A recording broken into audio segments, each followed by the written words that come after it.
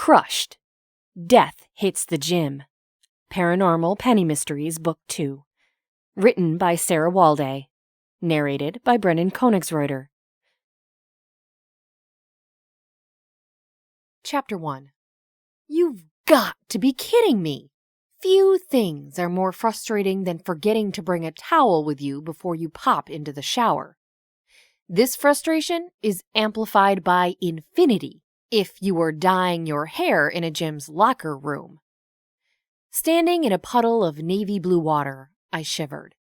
The steam quickly deserted my stall after the shower timer flicked off.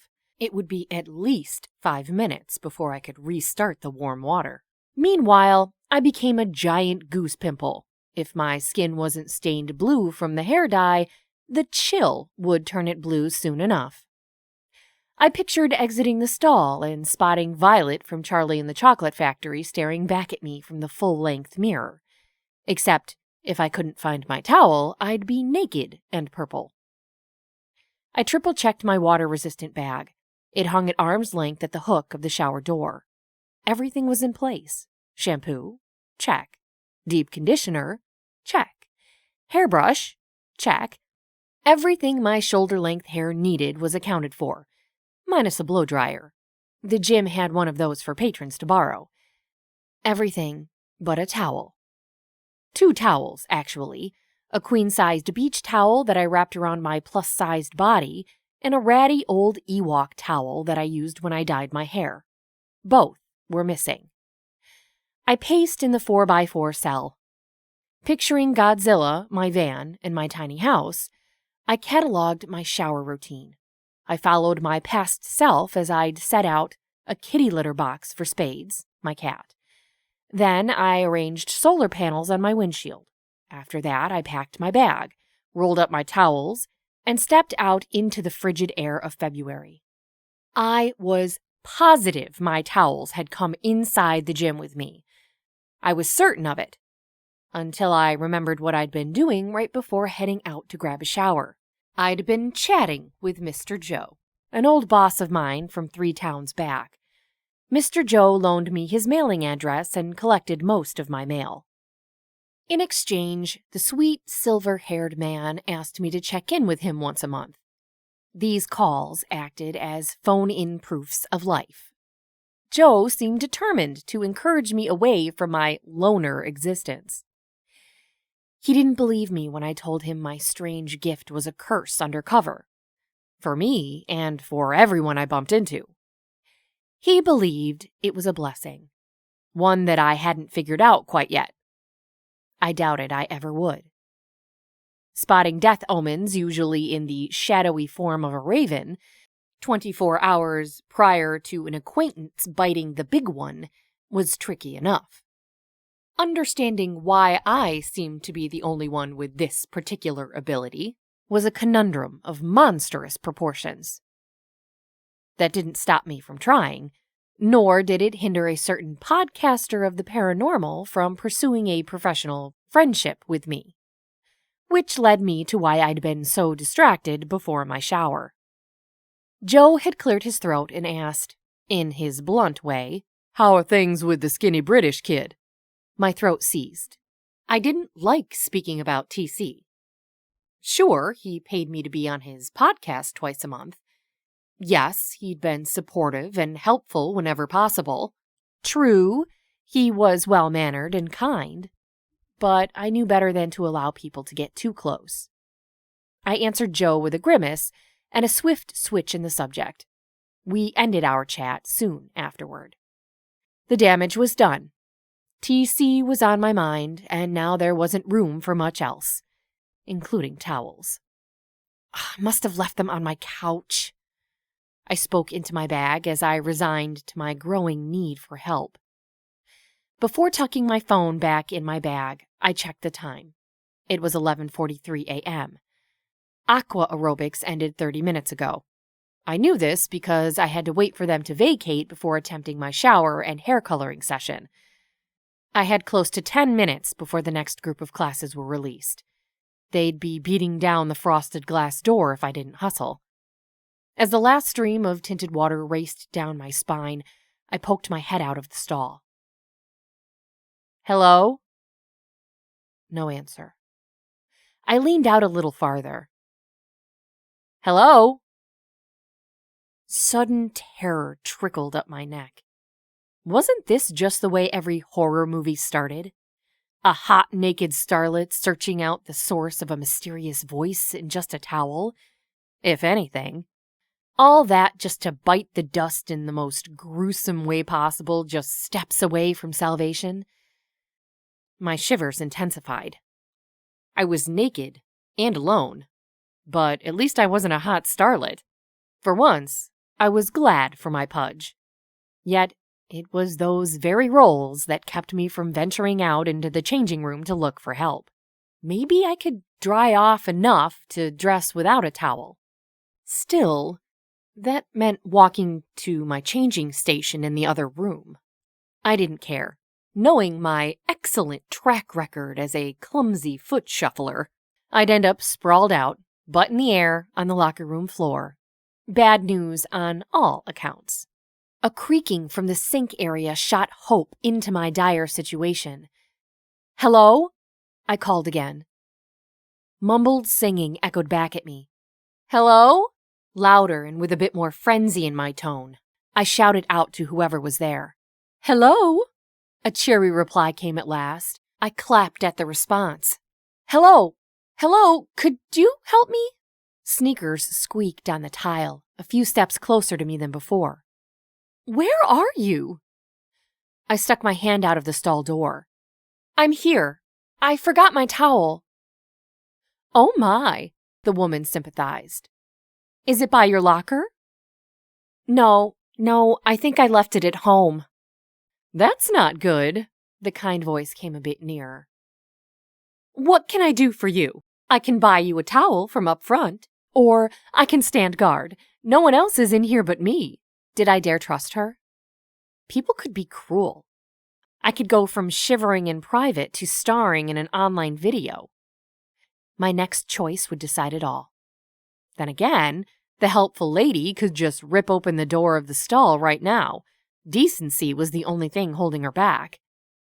Hang on, she said when I didn't answer. There was a crackle before she said, Hey, Nadia, it's Shannon. Could you bring me a beach towel from the members' shop? I couldn't make out what Nadia was saying on her end of the walkie-talkie. It was all varying degrees of static from where I stood. Put it on my tab. Yeah, I'm in the women's locker room. Sure, thanks, she said. Shannon ended the call and stepped closer. Help is coming, she reassured me. I'll hold off the next class until we get you your towel. Relief puffed out of me. Thank you so much. No biggie, Shannon said. That's what I'm here for. A moment later, another set of doors opened. From the sudden clamor of voices and music, I guessed the class was already coming in. Showers are closed. Shannon's voice went from compassionate to authoritative, without losing a smidgen of its kindness. Other female voices rumbled against her statement. It'll just be a moment, Shannon explained. I'm over here. I pictured Nadia, whoever she was, wedging herself between Shannon and the crowd of desperate gym-goers to hand her coworker the teal and orange towel. Shannon's shoes hustled closer. She lifted the towel over the rim of the shower door. Here you go. Thanks, I replied. In a rush of nerves and embarrassment, I wrapped the stiff towel around me. Tucking it under my arms, I snagged my shower bag and cracked open the door.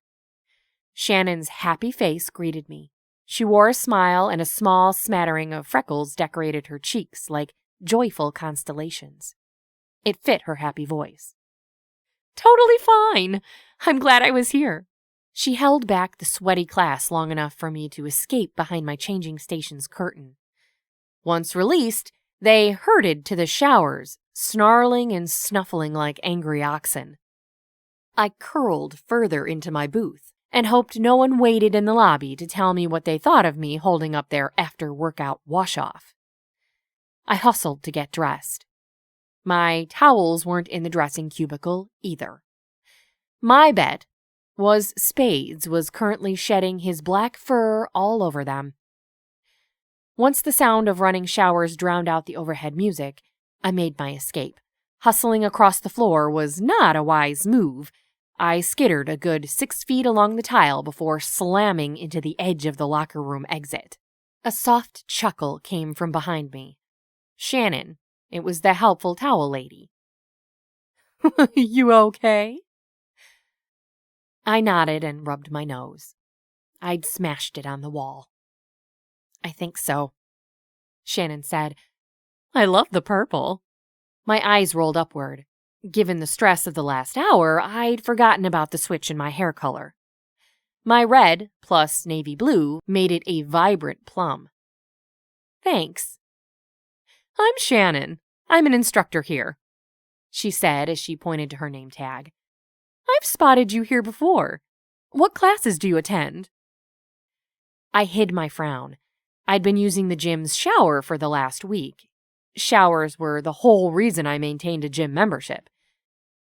Sometimes, I even scored a space in a solar-paneled parking spot. When I was so lucky, I plugged into the space and charged Godzilla's backup battery. It made the nights far less frosty when I was able to run a heater. For the moment, Shannon didn't need those kinds of details. "I'm new," I said. "I haven't made the rounds to any classes yet," I told her. Not that I ever planned to subject myself to that particular form of public embarrassment. "Just checking out the equipment, then?" Shannon didn't wait for a response. I was grateful. "I totally get it.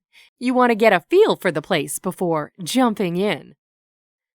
"Something like that," I replied. My bag's strap slid down my shoulder. I repositioned it. "Thanks for coming to my rescue. I can't tell you how much I appreciate it. Do I pay you for the towel at the front desk or here?" Shannon waved a hand across her face. "Don't worry about it. I'll use my frequent member points." "Are you sure?" "Totally." Shannon strolled beside me. "Let's walk out front. I could use a small break." I followed, uneasy, as Shannon led me to a table next to the smoothie bar. I waited for her to sit before absorbing the next stool. I hated staying longer than I needed to. Meandering or loitering drew unwanted attention to my lack of exercising in the gym. It might even get the change in my hair color noticed. Though I tried to wash the stall, some of the color was bound to linger behind. A normal bout of hair coloring meant I'd dye it, and then return to the same stall for a few days in a row to finish the cleanup. I wasn't sure I'd get a chance now that I'd been cornered. Shannon started, "Do you live around here?" "Yes," I replied. A smirk fought with a blush for control over my expression. I lived out in the gym parking lot. "What about you?" Shannon sighed. "Not super close. I live on the edge of town, about a mile from the city limits." "That really is the edge." Shannon shrugged. "It's my grandmother's place. She lets me stay for free. I've got no complaints." "Sounds nice," I remarked. "But what would I know? I'd never met my grandparents, let alone lived with them." Shannon seemed to enjoy it. She beamed as she thought about her living situation. "It's great. She's my best friend. Always has been." "Are your grandparents still living?" I shook my head. It was easier than explaining. Family tragedy, followed by foster home after foster home, landed me living in a mobile tiny home with just a snarky cat as company. Real family was a novelty to me. I watched it like a goldfish from inside its bowl. I took part as a temporary observer, not a full-fledged member. "I'm so sorry." Shannon's eyes clouded. "I almost lost my grandmother." I felt eyes on the back of my neck. Using my peripherals, I spotted a muscular man sitting on the bike machine nearest the smoothie stand. He pumped the pedals without urgency. Even from where I sat, I could tell he was watching us. He tried to hide it by pulling down the brim of his Vita blender cap. It was a useless gesture. He was definitely snooping. I just didn't know if he was spying on me and my drippy hair, or Shannon and her all-around peppiness. A muscular man with a buzz cut blocked the Ugler's view when he walked to our table. Shannon turned to greet this new man.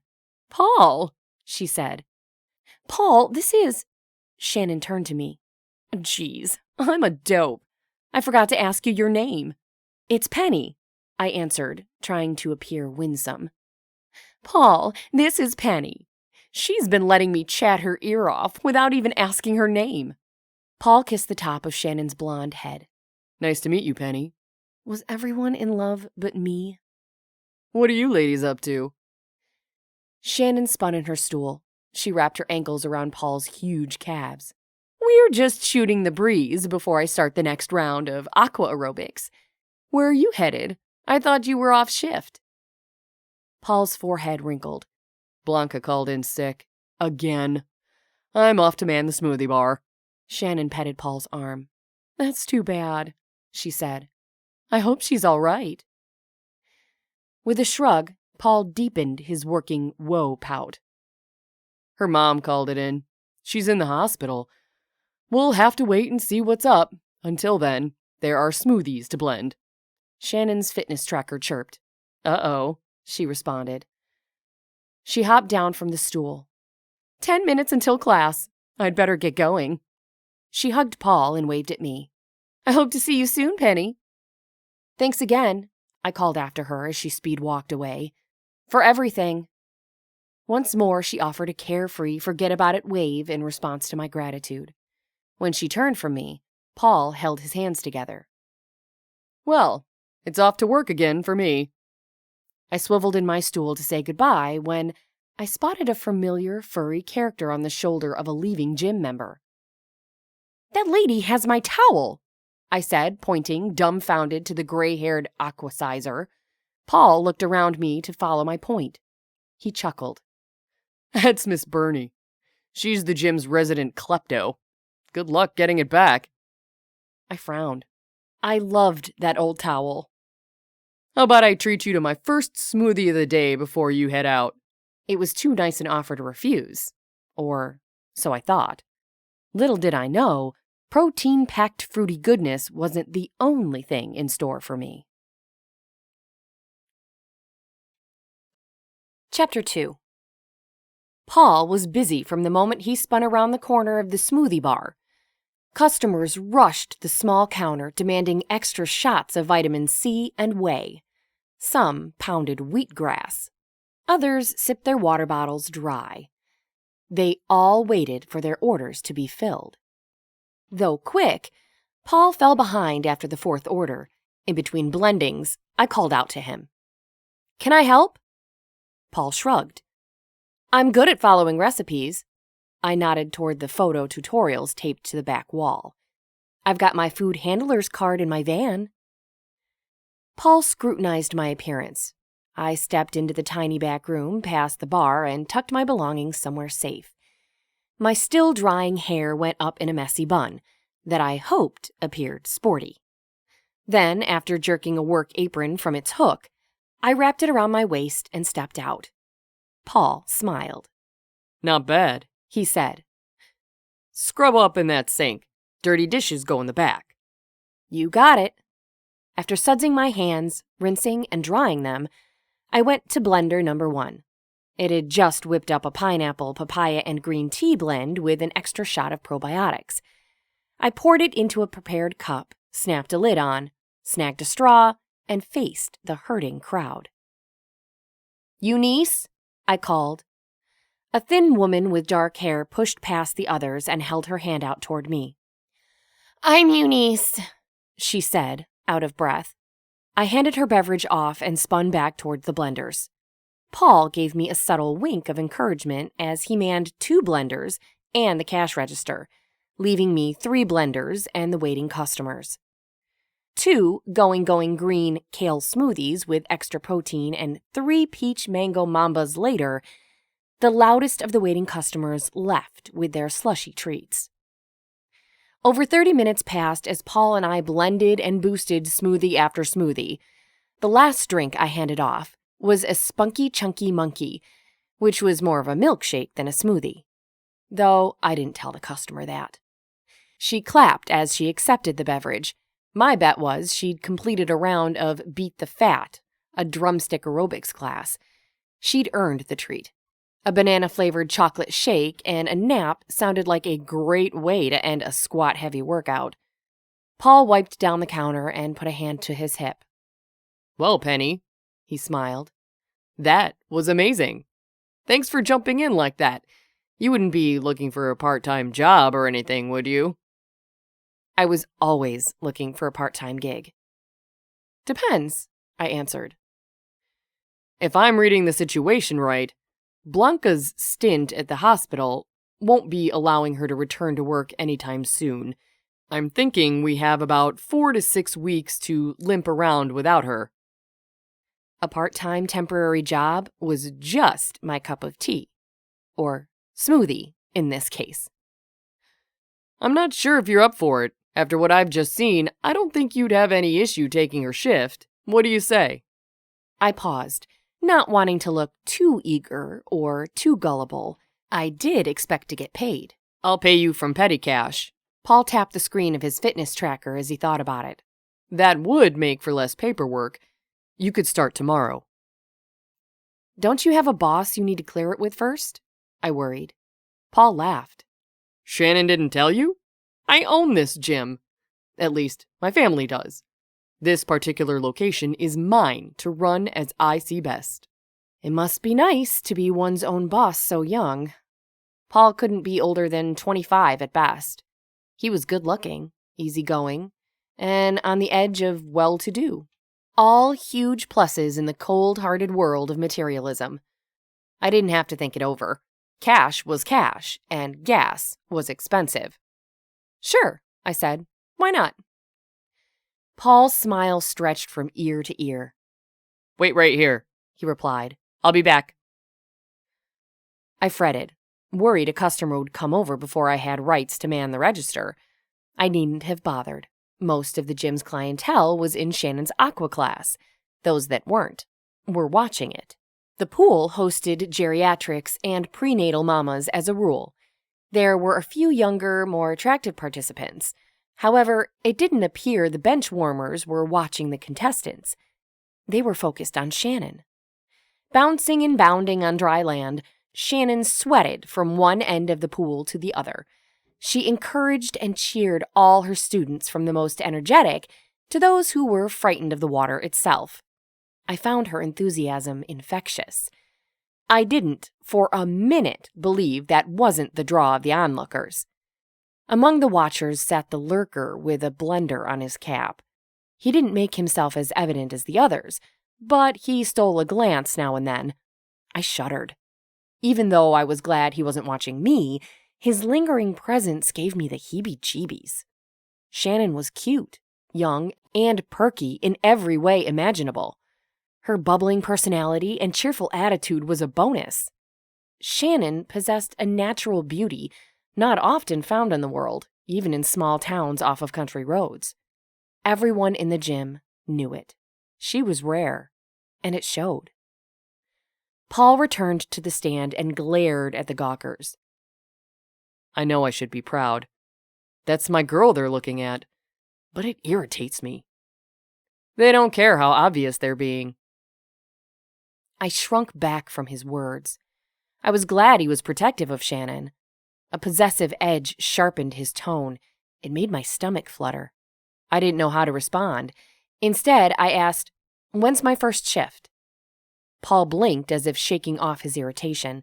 His smile returned, and he handed me a 3x5-inch piece of paper and a canvas bag. "These are Blanca's shifts." He referred to the paper. "And that," he nodded toward the bag, "is your crushin' it gym uniform, keycard, and swag. I didn't know what size you were," he explained. He scanned me from feet to forehead. I resisted the urge to say something sarcastic. I was plump, far from what I expected his type would be, even if Paul was slumming it. Living in a van didn't give one much room for physical activities. However, my gas pedal calf was ripped. "So," he continued, "I gave you a 2X. It may be large, but I figured you could do something girly with the extra fabric to spruce it up." "Thanks," I said. I was also far from girly, especially when it came to my attire. Comfortable, long-lasting, and cheap were my main fare. Thrift stores were my jam. I could rock out a thrift store and come out with a haul to make the most prominent YouTubers jealous. But girly, I was not. "We'll see you tomorrow morning at 6, Paul stated. "A.M.?" I gulped. "Bright and early." Paul's toothy grin returned. "Don't worry, Penny. As the attendant in charge of smoothies, your own is the first of the day you get to make. Put a scoop of this in it." Paul tapped the lid of an unlabeled teal canister. "You'll wake right up." "Great," I said. "Hey, Paul," I called to my new boss before he walked away. "Yup," he answered. "Who's the guy in the cap?" Paul's handsome eyes twinkled. "That's just Watts," he replied. A smirk spread across Paul's face. "He's a supplier for the gym." That explains the blender hat, I thought. Duh. Watts was just representing his company. Paul's grin stretched into a snarky snicker. "Watts kinda has a thing for Shannon. Don't tell her I said so. If I hadn't asked her out first, I'm sure he would have." I felt my eyes grow big. "And you're okay with that?" "I wouldn't say okay exactly. He's a pal. We even hang out sometimes. Plus, it's kinda nice being with the girl everyone else wants." Paul waved to Watts, who offered a reluctant wave in return. I blushed. Watts was looking at me as Paul walked away. Goosebumps raced along my arms and neck. Another employee called Paul over to complain about a blue stain in shower stall 3 as I slinked out of the smoothie bar. I grabbed my bag and hustled my tail to the safety of my van. Chapter 3. Rats! I swore as I knocked my phone across my tiny house's living area. My morning alarm might have jolted my body to life, but it had done nothing other than startled my mind. I'd punched my blasting phone before I'd known what I was doing. One thing about tiny house living that bites is staying on top of each county's rules for parking. Overnights in certain vendor parking lots are legal in some towns, but not in others. The same thing goes with city parks. There are times I'm free to stay the night, and times I'm not. According to the gym's landlord, the vehicles are only permitted to stay parked in the same spot for 12 consecutive hours. That meant I could stay parked with my electricity plugged in under the solar panels as I slept, but needed to move Godzilla before starting my shift at the smoothie stand. I dropped my head back to my pillow. Spades sulked to my shoulder and licked my cheek. "Gross," I moaned. The cat responded to my insult by licking with more vigor. "Okay," I pouted. "I'm up." I trudged to the van door and ripped it open. The sun hissed through the opening, though it did nothing to heat the frost-bitten morning air that shoved through my pajamas. In flip-flops, I hustled around my van and unplugged Godzilla from the solar charger. I then slippered my way back. Spade scoffed at me from my unmade bed. "Lucky you," I growled. I was relieved there were so few vehicles in the lot. Only the before-dawn diehards were working out in the dark hours of the morning. I could park Godzilla on the far end of the lot, by the local taco shop, and jump park. That meant I could spot my home from the front window of Crushing It, as it camouflaged itself among minivans and other mom cars. No one would notice me living in the parking lot if I kept rotating spots. Being an employee would solidify my right to be in the lot. That wouldn't justify me sleeping in it. I'd have to drive around once my shift ended and come back when it grew dark. That would hinder my solar storage, but I could bear it now and again. Maybe I'd pull Godzilla back into the solar spot on my break and harvest some energy then. I parked 3 spots away from the jump park and pulled down the sunshade. It was time to dress and get ready for work. The Crushin' It uniform shirt was big enough, and then some, though I'm not sure what Paul expected me to do to make it cute. I thought I looked clean and focused. Just the sort of person I'd want making my smoothies. I clipped back my hair and put on the Crushin' It cap from my swag bag. Spades gave me a healthy dose of stink eye as I dressed. I released him to do his business, and for those 10 minutes, I was alone with my thoughts. I didn't dwell on my inner ramblings. Overanalyzing had often led me to many, many days spent in bed with a bad case of melancholy. Instead, I tidied my living space and read a page from a book TC had recommended for me. Fawkes by Nadine Brandes. He'd suggested it when I'd questioned him about the gunpowder plot. When my cat returned, I did a quick walk around my van, ensuring there wasn't a way for Spades to escape, nor for intruders to intrude. Once I was satisfied I'd done all the security that needed to be done, I walked the sidewalk to work. The smell of sweat hung thick in the air, as did the scent of antiseptic and hand sanitizers. It made me feel sticky and sterile all at once. Shannon greeted me. She jetted out of the back hall leading to the tanning beds. A swift kick of coconut smell followed her. It was much more refreshing than the rest of the aromas of the gym. "Penny!" she chimed before wrapping me in a wholehearted half-hug, as if we'd been friends for a lifetime. She gabbed as we walked to the smoothie bar. "Paul told me the good news. It's awesome that you can step in and help out, almost as if you were our lucky Penny."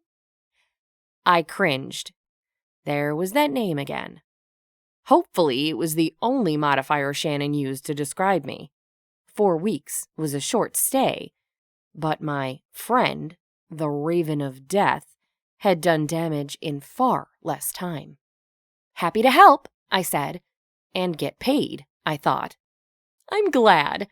"Say," Shannon said as I swung around the counter towards the smoothie bar's back room, "why don't you come over and have dinner with me and Granny on Saturday? I've already told her about you."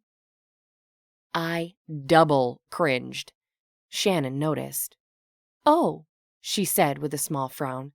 "I didn't mean to be so forceful. I can get carried away." I'd hurt her. My heart sagged in my chest. No, I recalibrated. "You just caught me off guard. I'd love to have dinner with you." Shannon bounced on the balls of her feet. "Great!" Her smile returned. "Is 6 a good time?" I didn't have any other plans. My call with TC was at 2. That shouldn't last longer than an hour or so.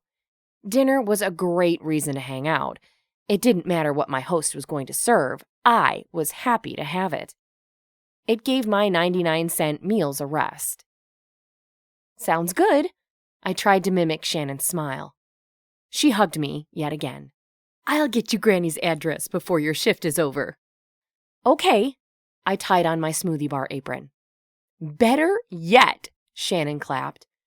"How about you take my aqua class? It's at 11. That's 30 minutes after your shift. Plenty of time for you to change and join in." Her smile was inescapable. I didn't want to say yes, but found myself nodding in spite of my less than athletic body. "Great! I'll see you then." Shannon waved behind her as she bounded out toward the group workout rooms. I got to work making my own smoothie. Peaches, protein, and a scoop of Paul's secret ingredient hummed and spun in the blender. It glugged from the pitcher into my cup. The noise and the smell must have alerted the exercise enthusiasts that the smoothie bar was open. They rushed the counter before I'd cleaned pitcher number 1. I stole sips of my breakfast in between patrons. I'd never imagined drinking a frosty beverage on a winter morning would be anything but chilling. It invigorated me. My usual morning mopiness disappeared. Within the first 15 minutes of my shift, I felt lighter, happier, and more at ease with myself. Smiling was easy, even for my resting beast face. Getting along with disgruntled customers was a snap. First of all, there weren't many. Most of the smoothie buyers were so exhausted or pumped from their workout that they overlooked physical faux pas and mistakes. I'd whip them up the correct drink and they'd pay without hesitation. It was great. Then 10 a.m. slump hit. 4 hours in, my energy burned off. I was pooped. I couldn't fathom doing anything aside from floating in a pool, let alone working out in one. I needed to find Shannon and tell her I wouldn't make it. I was about to leave the smoothie world behind, as most of the customers were in classes, and flag her down. That's when the towel thief limped to the counter. I spied her from the back room where I was washing up. She leaned over the front counter and peered around the cash register. Was she trying to steal money now? Or was she looking for something else to run away with? I hurried to man my station. "May I help you?" I asked, with a little snark hanging in my question. Miss Burney lifted her eyes to mine. She examined my face much too closely for comfort. "Excuse me," I said. "Do you need anything?" Miss Burney shook her head. "Looks like you need another smoothie," she snorted. Then, without a noticeable reason, she turned tail and sauntered away. I was left staring at her as the weight of my sleepiness drained me. I needed to find a good reason to ditch Aqua with Shannon. 30 minutes more, and I'd be taking a nap, not attending a cardio class. Chapter 4. I drove to Shannon's after finishing a podcast with TC and Scrub, and then a snooze. TC and I had talked for longer than the podcast. He was still on my speakerphone as GPS barked directions at me. "I'm glad you're finding friends in the flesh," he said as I made a left turn down a dark street. I wouldn't say friends. "Why not?" he chuckled. "What would you call inviting someone over to share a meal with you other than trying to become friends?" His accent made his questioning sound far snobbier than I believe he'd intended. It made me smile in spite of myself. No matter how I tried to keep TC at a distance, he always found a way under my shield. "Unless you believe she's going to pitch you skincare products or insurance." I blinked, taken aback by his question. "I hadn't thought of that until now. Thanks." A smirk of worry overshadowed the thought of making a friend. "Sorry," TC said. "I'm here," I started, now with a new dread flicking at the back of my mind. Time to find out if I'm making a pal or being fitted for a pyramid scheme. "I'm sure it will be fine," TC encouraged me. "Have fun." Yeah, right, I thought as I ended the call. Fun. I pulled my van over to the curb in front of a quaint but cheery craftsman-style home. Houses like it adorned country-style Christmas cards and women's fiction book covers. I felt like I was part of a novel as I ascended the front steps. Snow dusted the wooden deck in front of an old-fashioned rocker sitting on the porch. The house wouldn't allow any more than that. It radiated with the sense of family, warm and inviting. I felt uneasy. I was never sure how to behave around families. They made me nervous.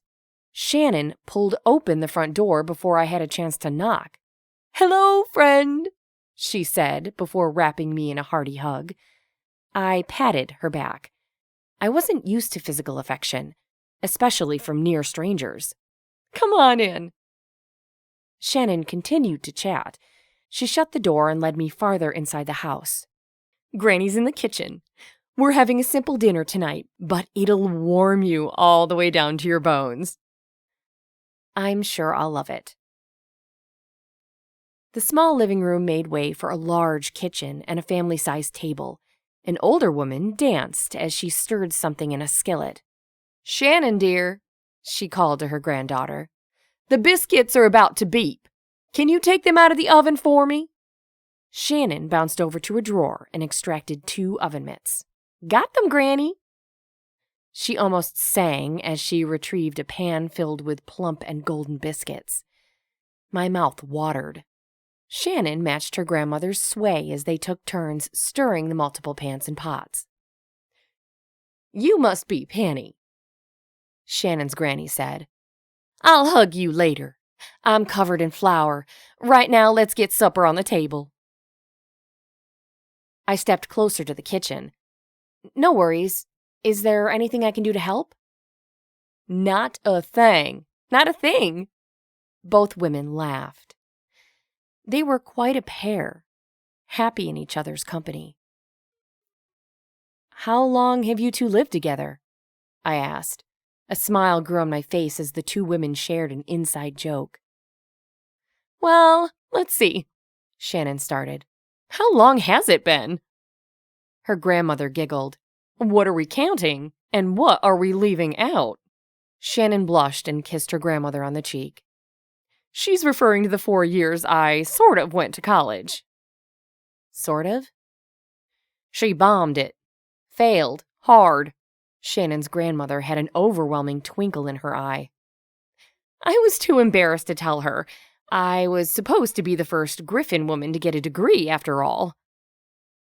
Shannon gazed into her grandmother's blue eyes. They were mirror images of each other, if one stripped away the age difference. "Oh, pish," the older woman said, waving her hands at Shannon. Flour dusted the air. "College isn't for everyone." Shannon squeezed her grandma's shoulders.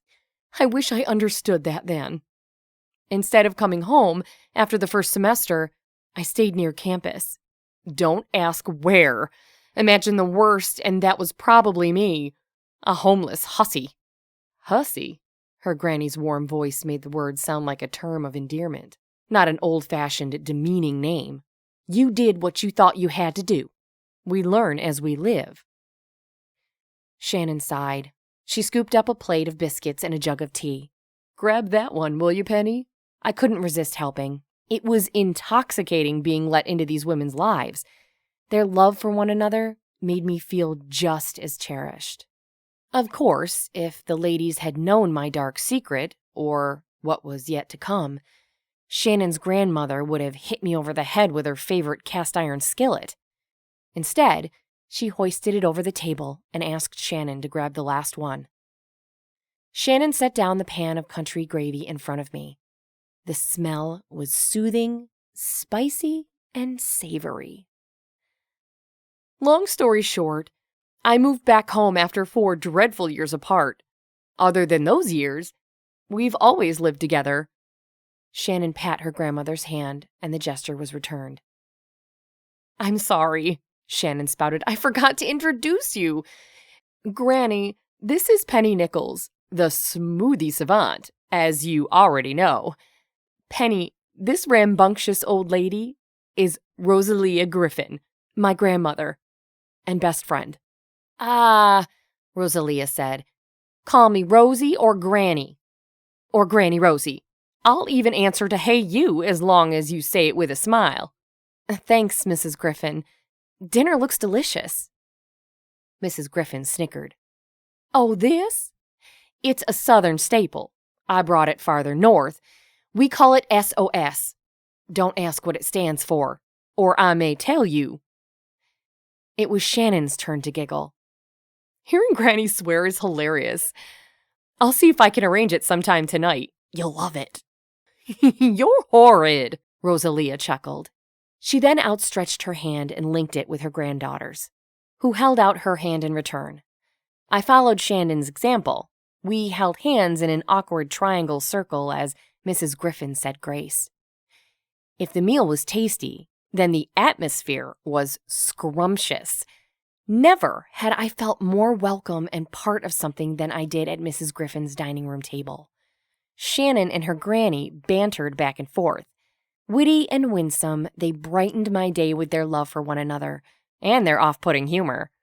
Still, in the midst of their verbal strolls down memory lane, they never forgot about me. I wasn't left out of a single moment. One of the women always found a way to invite me in and let me know my input was valuable. The dinner glittered with positivity, which only increased my worries. The thought of the raven poking its nasty beak into the middle of such a happy home kept me from fully immersing in the friendships being so willingly offered. At times, it was so sweet I wanted to cry. Fear that my glimpses would ruin everything like they had a tendency to do stuck to my ribs more than the biscuits and gravy. After dinner, Mrs. Griffin retreated to the front porch as Shannon and I charged off to handle the dishes. Won't she be cold out there? I asked Shannon after I'd carried the last dish to the kitchen. Shannon shot a look over her shoulder. She'd never say it if she was. Besides, my bet is she's snagged a blanket on her way out. She smiled in the direction of the front room. She's one of a kind, I commented while scraping remnants into the waste bin. That she is. Shannon filled the sink with hot soapy water. She lost herself in the foaming bubbles. I left her to her thoughts and continued my chore. Was this what family was like? Loud bursts of connection followed by quiet moments of gratitude? Shannon's face reflected thankfulness as she zoned out. There was also a glimmer of fretfulness buried deep beneath the surface. It took everything within me not to pick at it, like an old scab, until Shannon spilled her worries. I hated seeing them weighing down such a happy girl. Instead, I bit the inside of my cheek and forced myself not to be overeager or pushy. Being an oddball made relationships difficult for me, in all areas. Right then, I was struggling with how to nourish a new one without strangling it to death. I was thankful Shannon seemed content to lead the way. She released a heavy sigh before plunging her hand beneath the water and pulling out a plate. "Sorry," she said. "I drifted off there for a bit." "No worries." Shannon passed over the freshly scrubbed plate for me to rinse and dry. I followed the unspoken pattern. "That lady out there, she's the only real family I have." Shannon's voice grew foggy for the flickering of a second. "I know I have Paul, but we're not to the family stage of our relationship. We're barely over the just friends hump, at least in my opinion. But Granny, she's been there for me through the thickest and thinnest of times. I can't imagine my life without her. Though, once I thought I'd have to." Shannon turned to me, suds dripping from her newest clean dish. "What happened?" I asked, not sure I wanted to know. Shannon shrugged and sighed as she prepared to share her story. I couldn't help but lean into the moment with an inquiring heart and worried mind. Chapter 5. That night, I couldn't sleep. Not a wink. I blamed my nap from earlier, and my conversation with Shannon.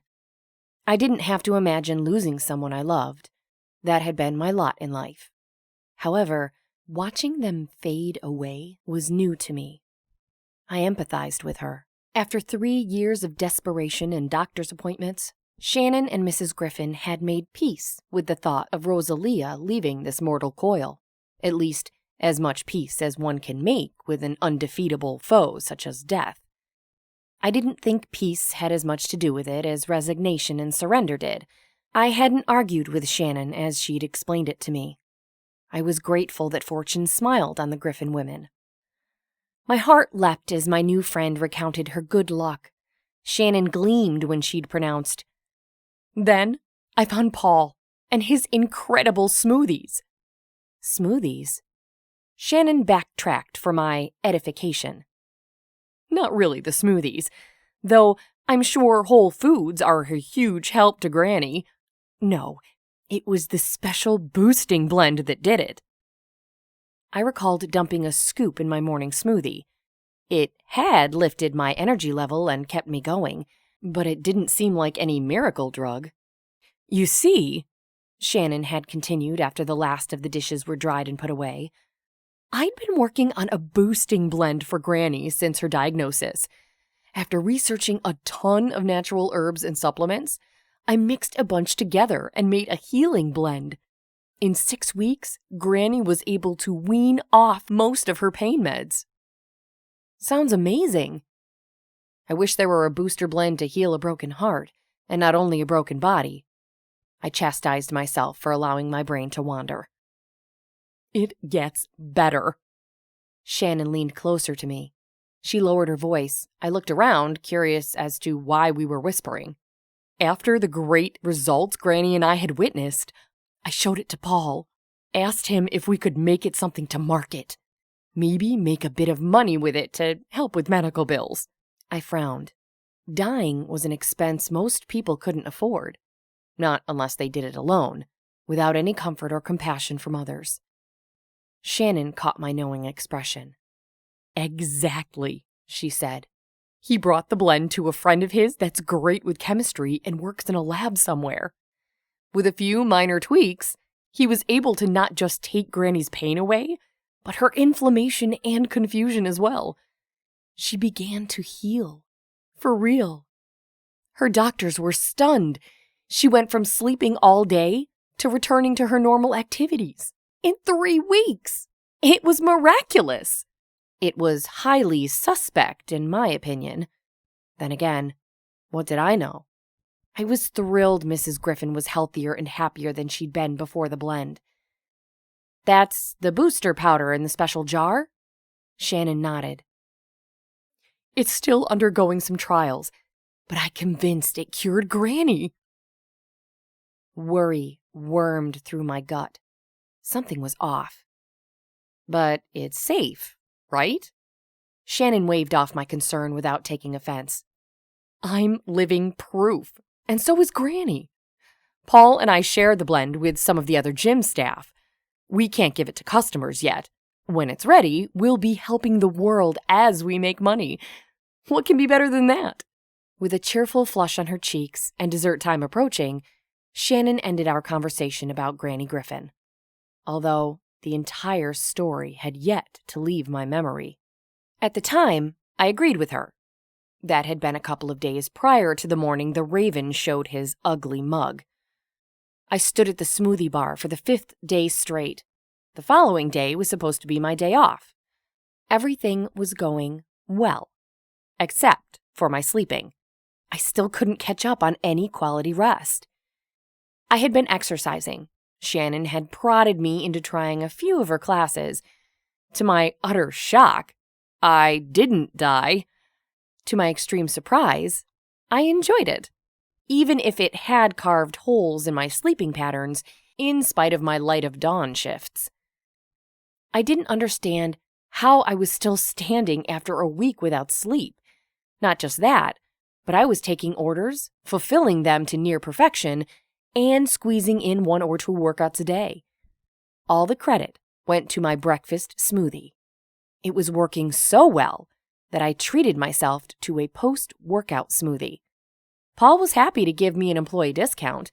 Around 1 p.m. each day, I could be seen skipping down the sidewalk to Godzilla. I only had a few minutes left of my shift. Paul was already suiting up to take over. "If you could scrub the blenders before you go, that would be awesome," he bellowed over the screech of a swirling Just Peachy blend.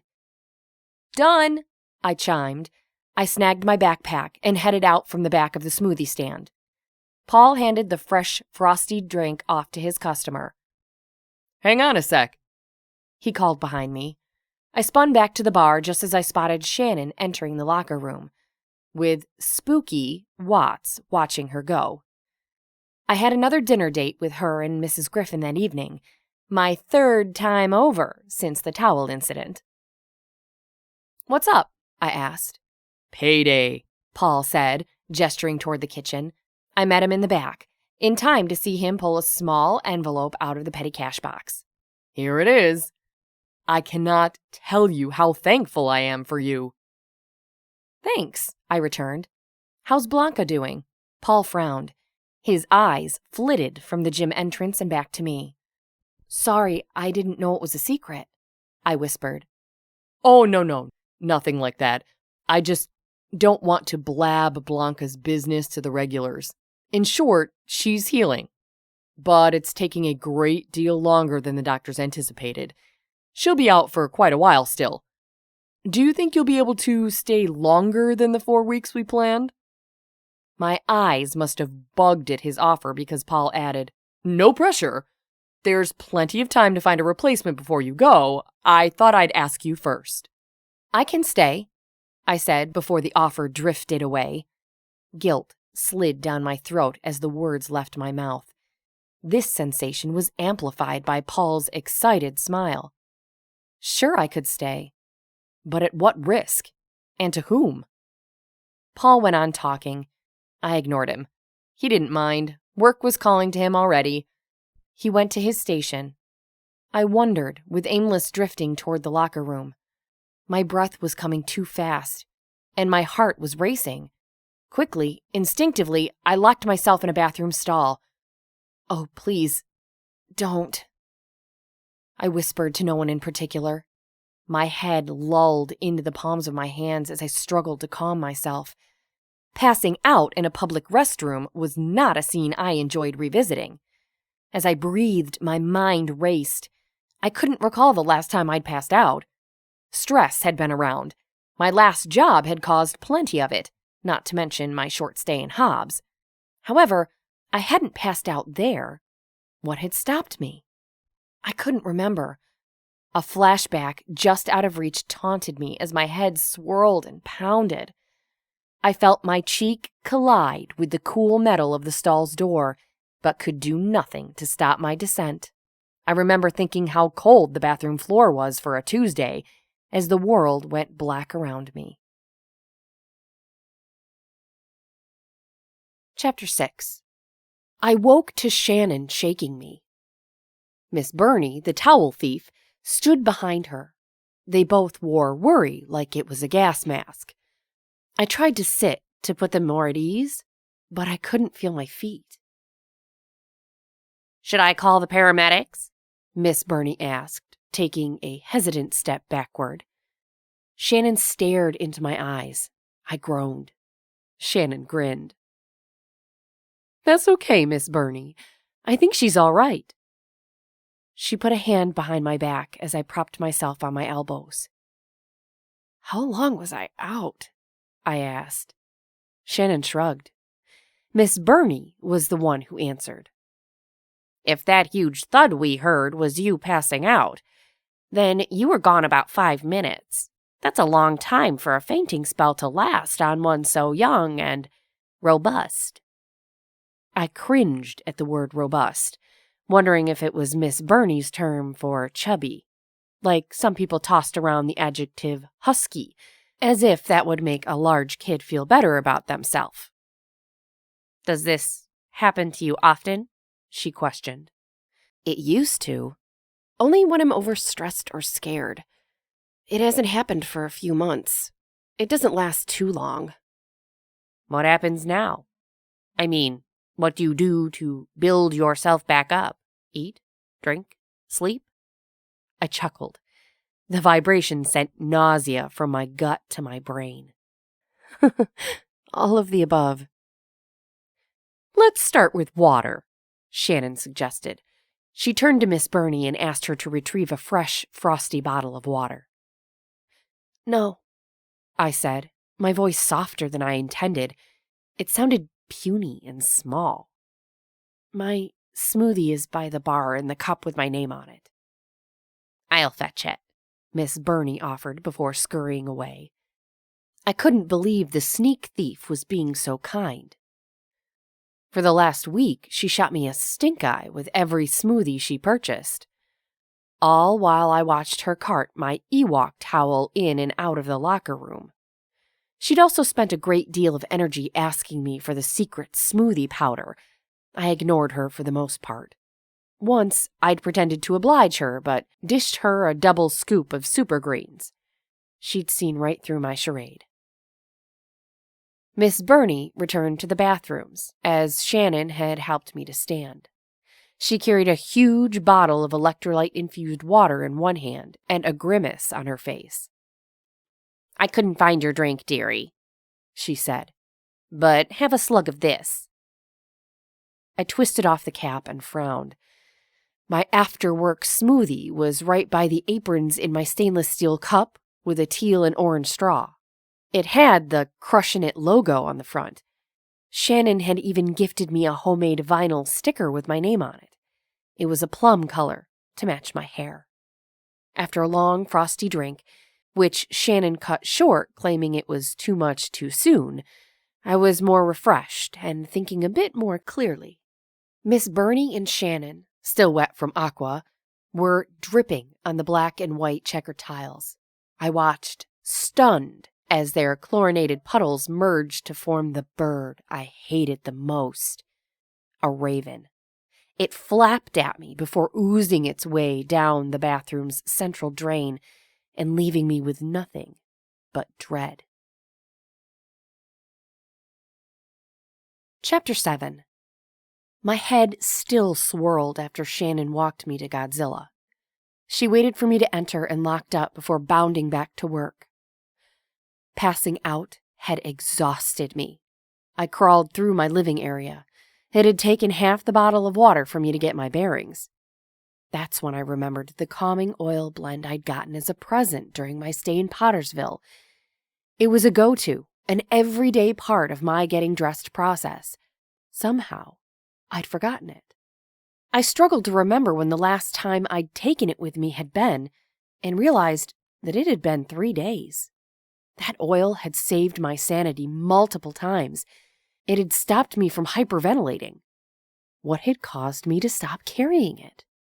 I would have taken a long look at the last week to piece together my shift in habits, if not for the blasted bird in Shannon's water bottle. Of course my nemesis would attack the closest thing I'd had to a real friend in years. I should have known better. I should have kept her at a greater distance. All my should-haves didn't mean anything now. I needed help. I needed to save Shannon and get my van back on the road before more damage was done. My brain would not sit still. Besides the waves of pain and panic that fought for higher ground in my mind, my muscles ached and my bones throbbed. From my fall, or from the stress of the Raven, I didn't know. I didn't care. I needed it to go away, fast. I was desperate for a long, long nap, but that would waste time. Time that wasn't mine to waste. My throat was dry and scratchy. I was thirsty, even after the enormous bottle of water I'd just downed. I ransacked my mini-fridge and found an old but non-expired juice box. The tiny straw bent as I stabbed at the drinking hole. When apple drink hit my throat, the sugary surge of juice seemed to penetrate every cell in my body until it flooded my veins. Spades investigated me with conspiratorial coyness. He must have decided I was a lost cause, since he sniffed at me and then launched onto the passenger seat of the van, turning his back on me. "Thanks for the help," I quipped. He pretended not to hear me and bathed his paws in defiance. Help. That's what I needed. In more ways than one.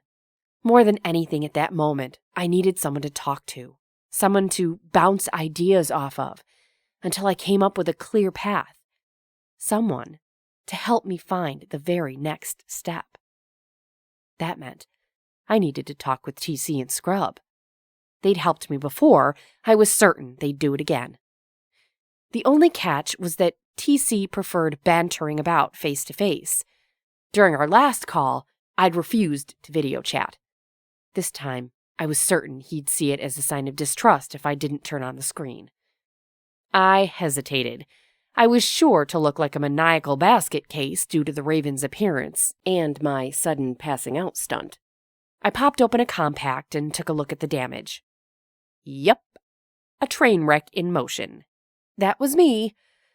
Quickly, I braided my hair, touched up my lip gloss, and berated myself for caring how I looked. Why was I always so worried about how TC saw me? He knew I was broken. That's why he wanted me on his podcasts. I was a freak. What difference did my appearance make if he already knew the worst about me? Just because the thought made sense didn't mean I heeded it. I tossed on a bit of mascara, just in case. Then, with a deep, heavy breath, I dialed. The second ring was cut short. "Penny?" TC said. His messy brown hair absorbed half of the screen. His smile absorbed the rest of it. I wanted to cry. Scrub sidled up to wherever TC had docked his phone. He waved at me. I flickered my fingers back. "What have you done to your hair?" TC asked. A rude inquisitiveness echoed in his voice. "What color do you call that?" Scrub shot a look toward TC from behind. "It's purple, man," Scrub explained. "Like grapes?" TC's question rattled me. I blinked at my phone. More like grape jelly, Scrub further explained. And it's awesome, by the way. Scrub thwacked TC on the shoulder before taking a seat nearby. Yes, it is, TC said, a bit robotically. It took him a few more seconds to absorb my new look. My gut caved in around my feelings, but I kept my unaffected mask in place. Why had his tone hurt me? Why did I care? Sorry, Penny, Scrub said. TC's a bit slow at the whole tact thing. I shifted my attention from TC to Scrub. His green eyes reflected worry over TC's brashness. It made me feel safer. Was I rude? TC asked. He turned to Scrub, who nodded. Oh. His voice softened. I'm so sorry, Penny. I've never seen purple like that before. Scrub smirked and coughed. I'm digging myself into a bigger pit, aren't I? You could say that, Scrub prodded. What can I do for the charming Miss Penny today? TC asked. His expression seemed sincere enough. For the moment, I let his shock fade from my focus. It's happened. Again, just like I said it would. Just like I worried it would. TC adjusted his glasses. The Raven? Who else? Any clues yet? TC asked. Not yet, I sniffled. This time the Raven was getting to me. Was it because I'd made a friend in Shannon? Or was it because I had someone to share the Raven's foreshadowings with? Someone who believed me? Scrub shuffled about. He grabbed a traveler's notebook and a pen and handed them off to TC. For himself, Scrub grabbed a tablet and turned on the screen. Who is the Raven after this time? Scrub asked the question I didn't want to answer. Is it Shannon? Or her grandmother? TC speculated. It hadn't taken him long to catch on to the Raven's hateful ways. Shannon, I answered, swallowing back a wave of tears. TC shifted in his chair. Scrub averted his eyes. The crack in my voice had visibly shaken them both. I didn't know how to continue. I didn't know how they could help. I only knew I needed someone to help me try.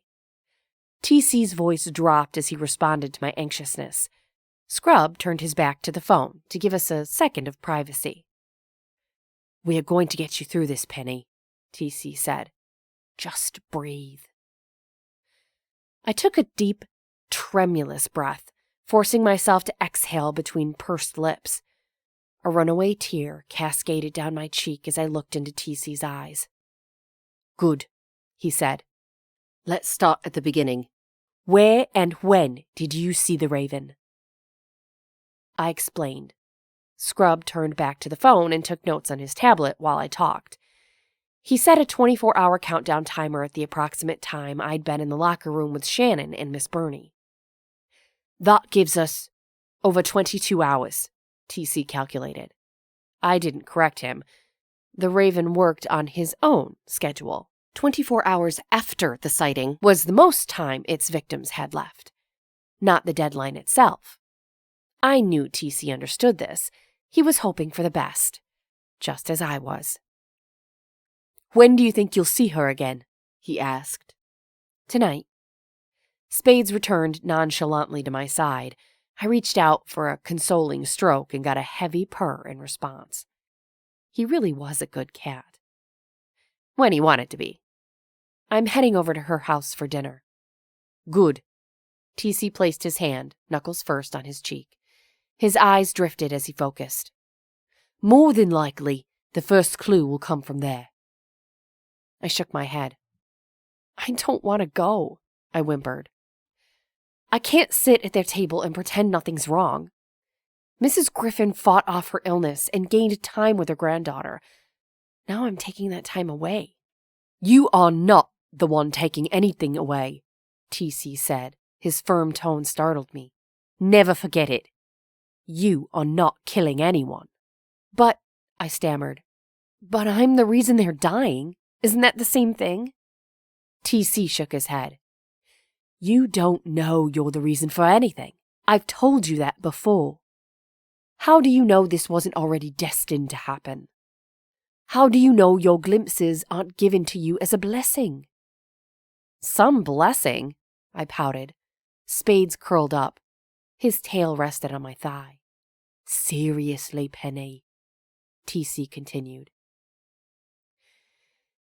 He had no idea what it was like. Watching every one of your friends and close acquaintances die in front of you, knowing that it was going to happen and having no power to stop it. TC couldn't fathom what it felt like.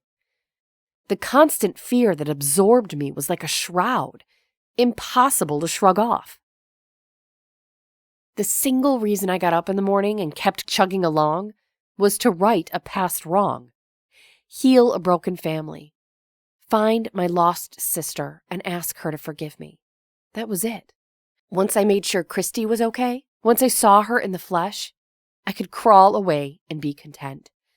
I'd live as an even greater hermit.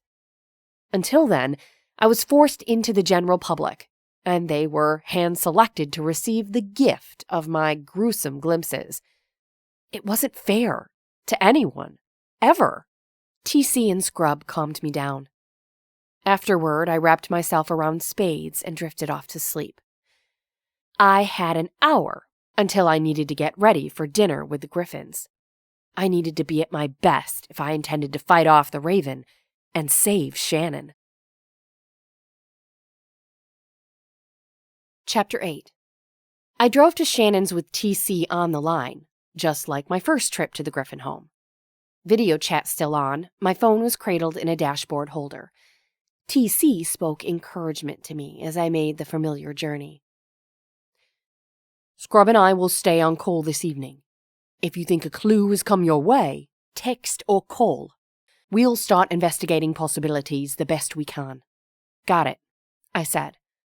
It was somewhat unsettling to have backup, definitely outside my normal. I wasn't sure I liked it. And Penny. TC's British accent went lower again. Serious but gentle. You really do look lovely. I blushed. I didn't have a response. Stunned silence held the line. I'm a bit of a dolt. I have horrible manners when taken by surprise. It takes me a while to recalibrate. I'm sorry if I hurt you earlier. The pain from his frozen stare spun on me, piercing me again. It pulled me back from the excitement of being told I looked lovely. Words like that weren't directed at me. On purpose. It's okay, I mumbled. No, it isn't. But thanks for saying so. TC's voice took another turn. It suddenly sounded, to my heart, like melting chocolate felt on my tongue. Overwhelming. Sensory. Comforting. I shivered. There was no way I had a response to his velvety apology. Thankfully, I was already at the Griffins before I had to think of one. I'm here, I croaked, surprised at the emotions that spiraled around me like a personal hurricane. Be safe, TC said. I ended the call and shut off my phone. Tonight was going to stink. Still, I had little other choice than to charge into it with a fake smile plastered on my face. Shannon opened the door with a dramatic swish and hugged me. When she pulled away, she noticed my unease. What's wrong? She asked as she examined my face. Are you still feeling a bit strung out from your episode this afternoon? I nodded. What was I supposed to say? Come on in. Shannon smiled, satisfied by my response. Granny's making pizookies for dessert. Can you smell the cookie batter? I sniffed. Brown sugar, butter, and vanilla rippled through the air. Yum, I said. I allowed Shannon to escort me to the kitchen, doing my utmost to act as I'd always done. Mrs. Griffin had a small radio playing. I was both relieved and despondent. The Raven liked to tease me with clues. Sometimes the clues pointed to how his victim was going to die. Other times it pointed to why they had to die. That was for me to figure out and the Raven to laugh about. His favorite way to dangle clues was using popular tunes from the last century.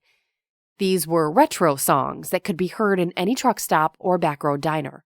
Though he could use other forms of pop culture, music was his favorite.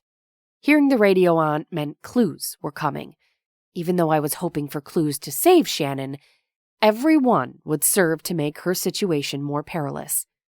Unfortunately, Mrs. Griffin turned off the stereo the moment she spotted me. "Why, Penny, you look exhausted," she exclaimed as she rushed to me and wrapped me in her arms. I was close to undone by her kindness.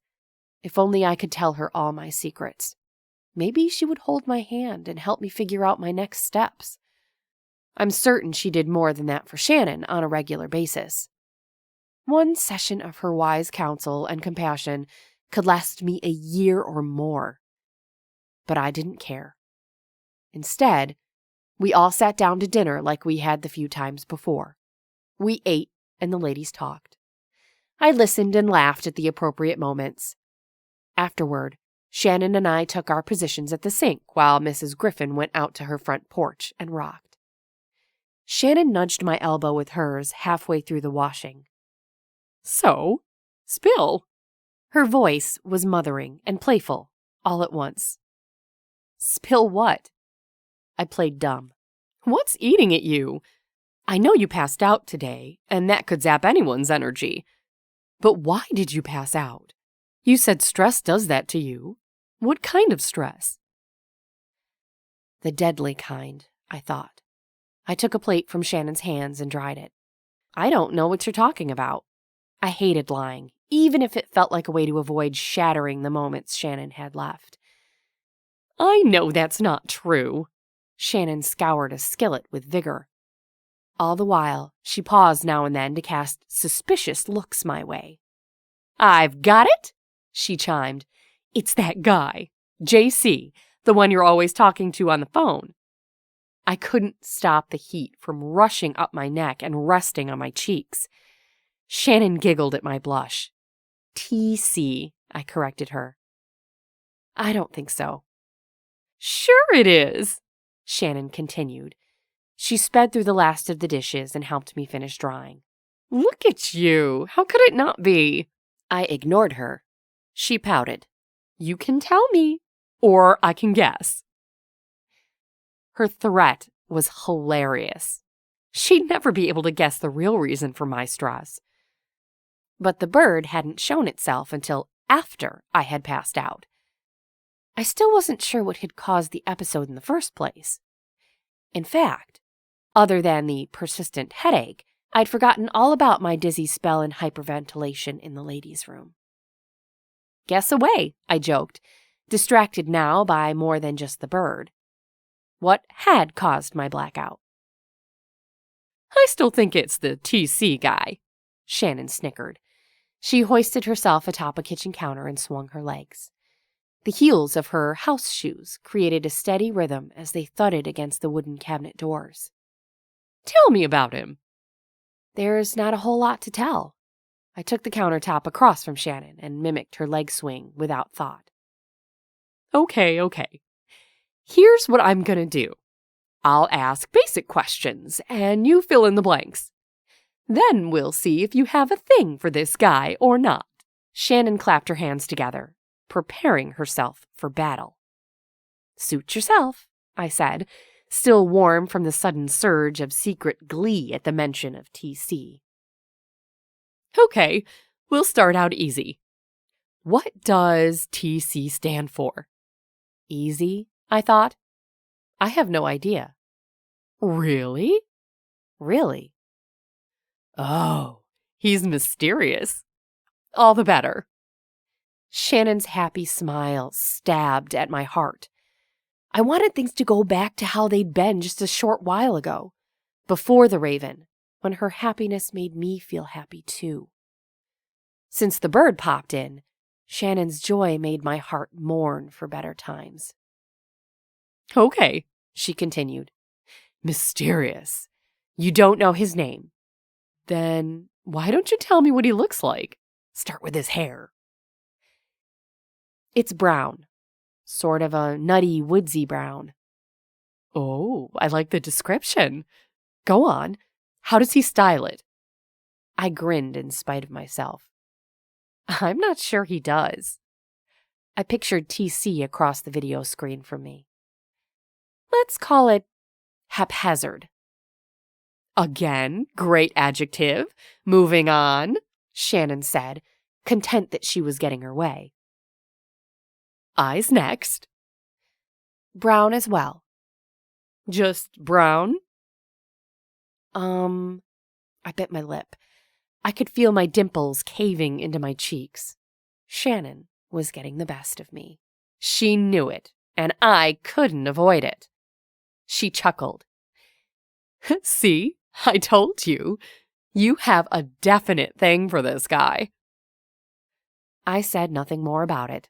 Shannon continued to read through my expressions until I had to hide my eyes behind my hand. What about you? I started a counterattack. Tell me about Paul. Shannon's laugh was not as jovial as I was expecting.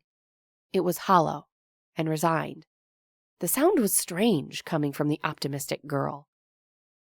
You've met Paul. You know what he looks like, she replied, ending that line of inquiry. Yeah, but what about your relationship? How did it start? Where do you see it going? Shannon wasn't going to get away with asking all the questions. She was going to answer a couple as well. She shrugged. I don't know. We were co-workers and then friends. Then, bang, we were dating. I didn't know it was happening at the time. Now he tells everyone we're an item. Kisses me when I pass by, all that kind of stuff. That's about it. The feelings sort of end there. But what about... I was going to ask about Paul's grand gesture to help her patent and market her miracle smoothie mix. The boosting powder? Shannon hopped down from the counter. She strolled to the freezer and pulled out the ice cream. That's when he started telling people we were together. As soon as he took the powder to the lab. I like him. He's a nice guy and he's good looking, but I'm not sure where the relationship is going, or if it's headed anywhere at all. I thought it over. Other than the first day when Shannon had introduced us, I'd rarely seen Shannon and Paul together. In fact, as I recalled my time at the Griffins, I was sort of shocked to find him absent from all the family dinners. I was a stranger in town and made the guest list. Wouldn't Shannon's serious boyfriend be included at least once? I'd also never heard Shannon mention going out on a date with Paul or hanging out with him after work. All the normal, mushy employee relationship dribble never made our conversations. I thought Shannon was just being professional. Maybe there wasn't much of a relationship there to be seen. Chapter 9. Dessert was delicious.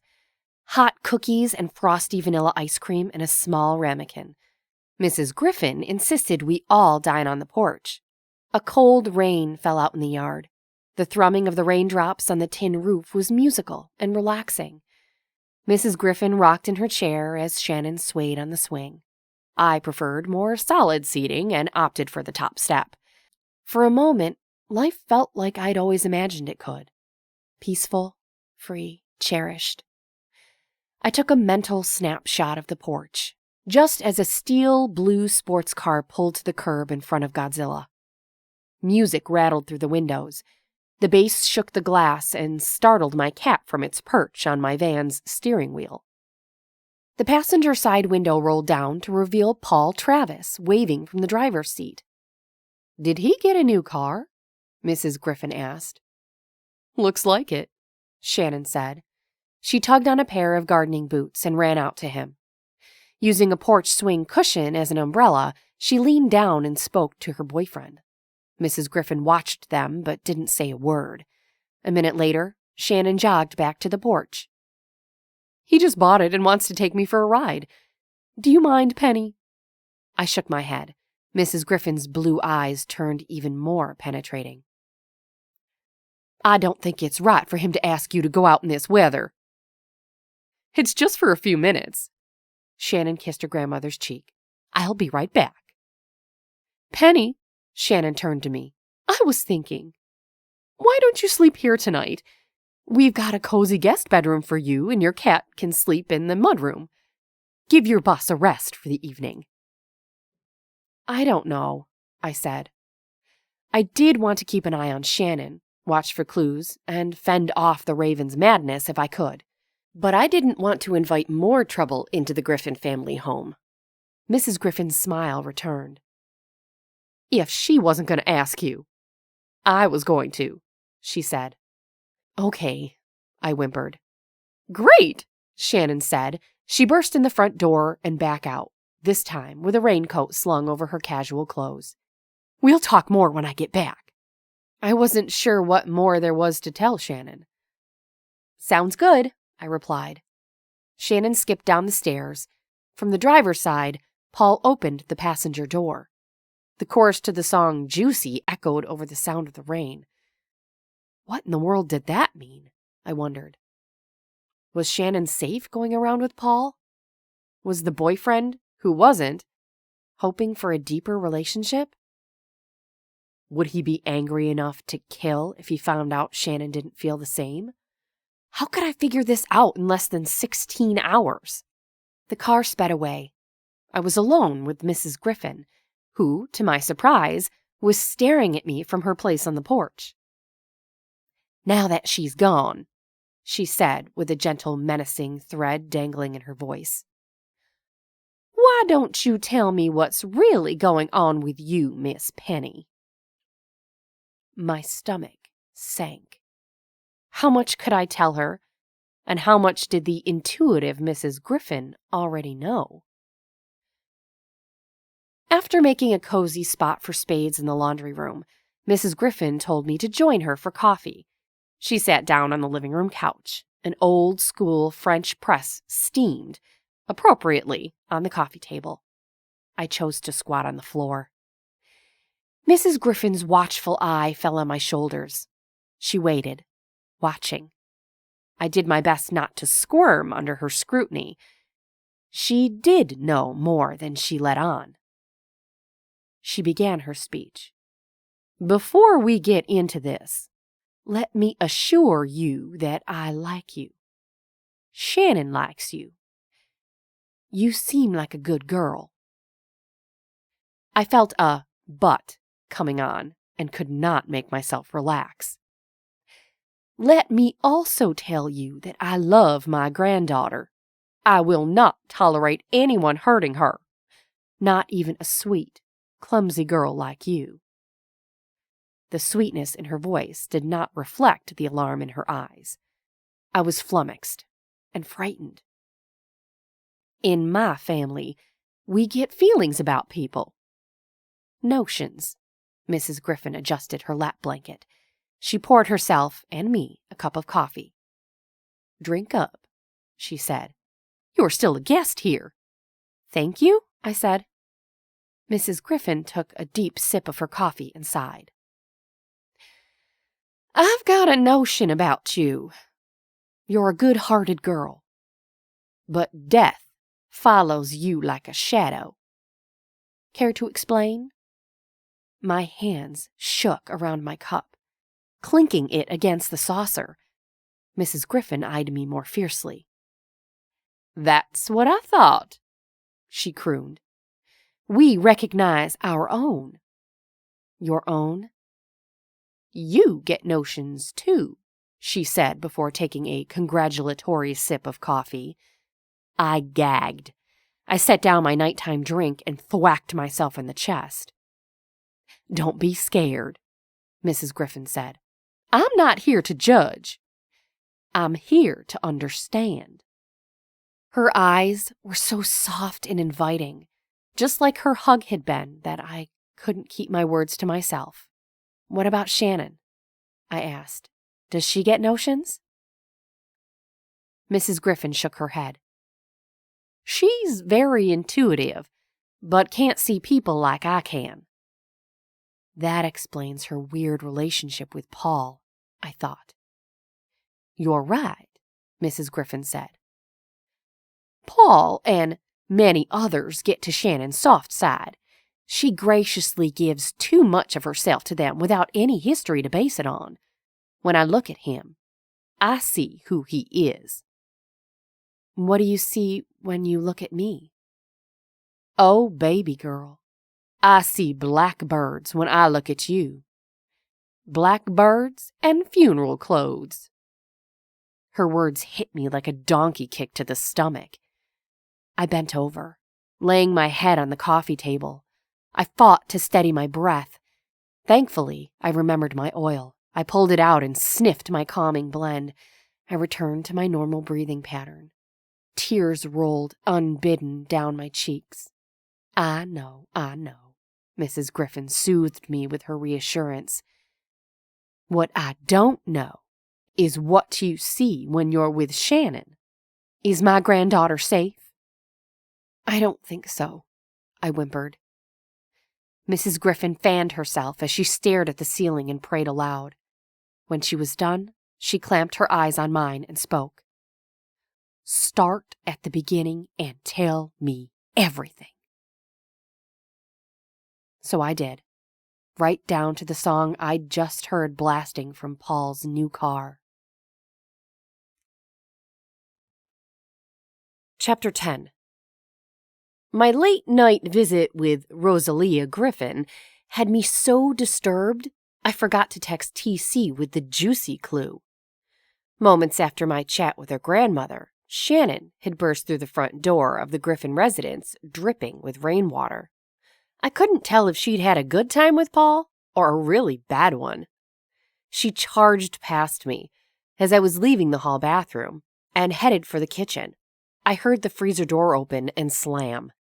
Then the silverware drawer repeated the rude behavior. I set my toiletry bag on the guest bed and slippered it to Shannon. What happened? I asked, unsure just how nosy I was allowed to be. Shannon shoveled a spoonful of vanilla bean swirl into her mouth and shrugged. I took my place on the kitchen countertop, just as I'd done hours before. Shannon removed the spoon and shuddered. He said our booster blend has been rejected. What? How? Exactly what I said. Shannon waved the spoon around, flinging ice cream everywhere. He gave me some line about proprietary blends and caloric intake versus contraindications. It sounded like a lot of jargon and baloney to me. I frowned. Shannon's entire hopes of helping her granny and the world had just crumbled. She looked devastated. I cursed the raven. Wasn't that enough? Did he have to take her life too? I pouted alongside my friend. Is there anything we can do? Appeal it or something? Resubmit? I hadn't a clue how things like patents and copyrights worked. There had to be some way around Shannon's current rejection. She flung her arms in the air, hopeless and harried. I'm sure Paul would help me find a way if I asked him. But like I told you before, I'm not as into him as he is into me. I can't break up with someone and then beg for their help. It's just not decent. She was right. It wouldn't be a nice thing to do to anyone, though I'd seen it done several times. Did you break up with him? Shannon's furrow deepened. How could I? Not when he's just delivered news like that. It would look like I was using the man. Besides, he just got a new car. I didn't want to spoil his moment of victory. I watched as Shannon finished off another large spoonful of ice cream. How had Paul gotten the new car? Wasn't he partners with Shannon in the booster blend? He'd just suffered a big professional setback as well. Yet, he'd run out and bought a brand new sports car? Something was not right. Shannon put the ice cream carton away. She foraged in the refrigerator. Where's the orange juice? She questioned. Mrs. Griffin and I had dumped it, along with every other juice in the house, just in case. It was strange how much the old lady believed me in my sightings. she took them much more seriously than I'd anticipated. Even though neither of us understood what the song Juicy had to do with Shannon, we did our best to counter the obvious perils. It was awesome to have such a willing ally in my fight to save Shannon. I struggled to force away my fear long enough to be grateful. As long as the clock ticked closer to the 24-hour mark, I'd be unable to feel much of anything besides dread. I'd watched Shannon finish her dessert before we both headed off to bed. "Thanks for driving me to work," Shannon said early the following morning.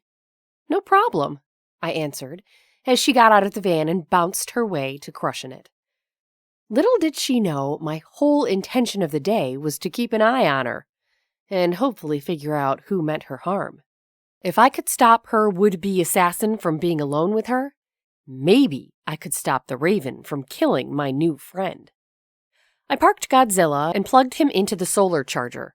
Milliseconds after shutting the van's door, I realized I'd forgotten to feed Spades. My conscience yelled at me. Wasn't Shannon's safety worth a neglected meal for my cat? My hands shook as I deliberated and trembled as I opened a can of wet food. Kept for special occasions, I hoped the unusual meal would keep the peace between me and Spades. My rambunctious black cat had not enjoyed spending the night in a strange room without my feet to sleep beneath. He'd let me know with the silent treatment and a few scratches at my ankles. I gave the fur of his neck a quick ruffle before hustling into the gym. Paul waved at me as I entered. "Isn't today your day off?" he questioned. I didn't answer, but could feel his eyes following me as I entered the locker room. Shannon's first class of the day was a drumstick aerobics class. I shucked my day clothes and slithered into my gym clothes. Not that they were much different. Denim wasn't allowed in class. Yoga pants, it had to be. I paused as I tied my shoes. My heart would not slow down. I placed a hand on my chest and struggled to slow my breath. "Come on, Penny," I said. Even my voice had developed a tremor. "You're okay. You can do this." My fingers would not cooperate. It took me much longer than usual to secure my locker. Just as I was going to bolt to class, my phone jangled in my pocket. Rats! I knew whose face would be on the caller ID. Scrub and TC were probably near panic at my lack of communication. I jerked my phone to my ear. "I'm safe," I answered, saying, in lieu of a greeting. That's a relief. TC had been worried. If I hadn't been so desperate to get to Shannon, I might have relished his caring tone. "Any clues?" Scrub asked. His voice was fainter than TC's. He was probably at his computer, gaming. "Yes," I stammered. I speed-walked toward the classroom. "I'm sorry. So much has happened." A lady in lime green collided with me as I weaved between the elliptical machines and the treadmills. She grunted at my back as I kept on course. "The song Juicy. I think it's from the late 90s, maybe? The early 2000s? My eyes fell upon a man lifting weights in a baseball cap. "Juicy!" I shrieked into the phone. "I'm such a dolt! Why didn't I think of it before?" "Think of what?" "Watts, the guy who's got a crush on Shannon," I said, ticked that I hadn't already put it together. "Watts? You've never mentioned him before. Is that his last name?" TC asked. I shrugged. We'd talked at the smoothie counter, but I didn't know the guy. "I don't know. It could be. How does Watts work into Juicy?" Scrub asked. I explained Watts' relationship with Paul and the gym. Plus, he's got a mad crush on Shannon. He's always watching her or bumping into her at the gym. Scrub interrupted my train of thought. "Are you sure it's Shannon he's after and not her booster blend?" "I don't know," I huffed. "He's just always there. It's a little creepy." TC hummed and thought. "We'll check him out, just in case." "Got it," Scrub announced. I imagined his fingers flying across his keyboard or flicking across his tablet screen. 4.5 hours left, TC informed me. He didn't need to. Time clicked past like the beating of my pulse. Jagged, frantic, and much faster than was safe. I'm hyper-aware, I huffed as I hoisted open the classroom door. Shannon, with her instructor headset in place, smiled as I entered the room.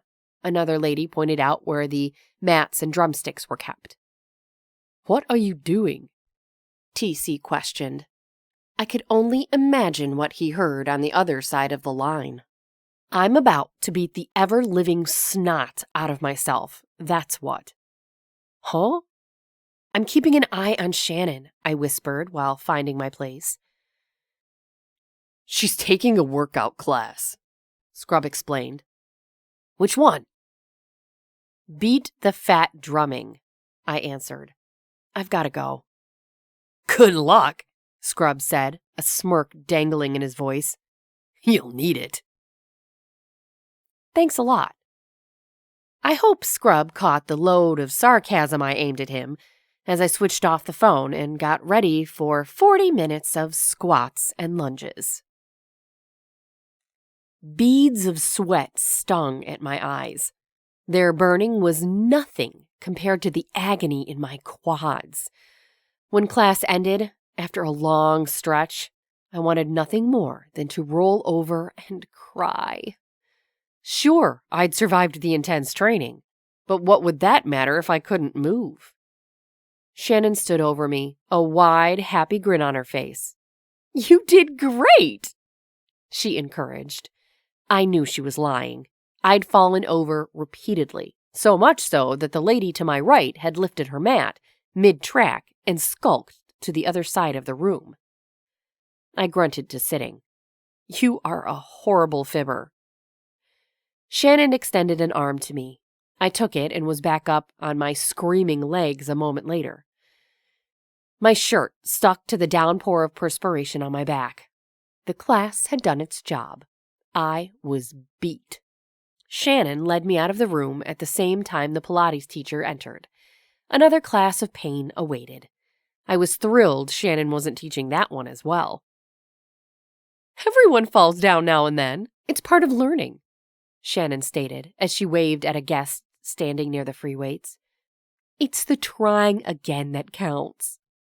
Sure, I thought. Like trying did anything other than cause more pain.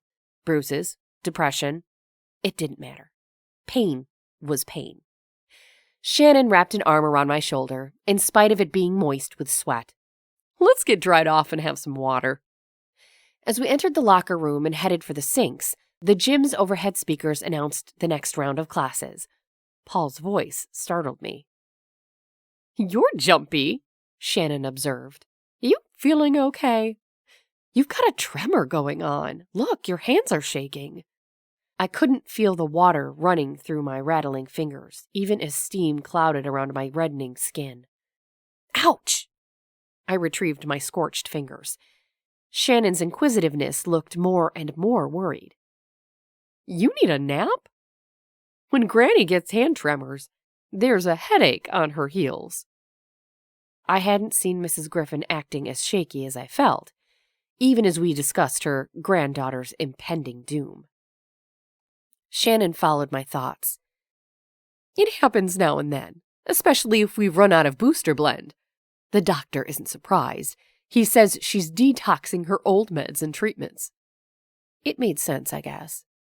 "Say, there's a great idea. You could use a great detox.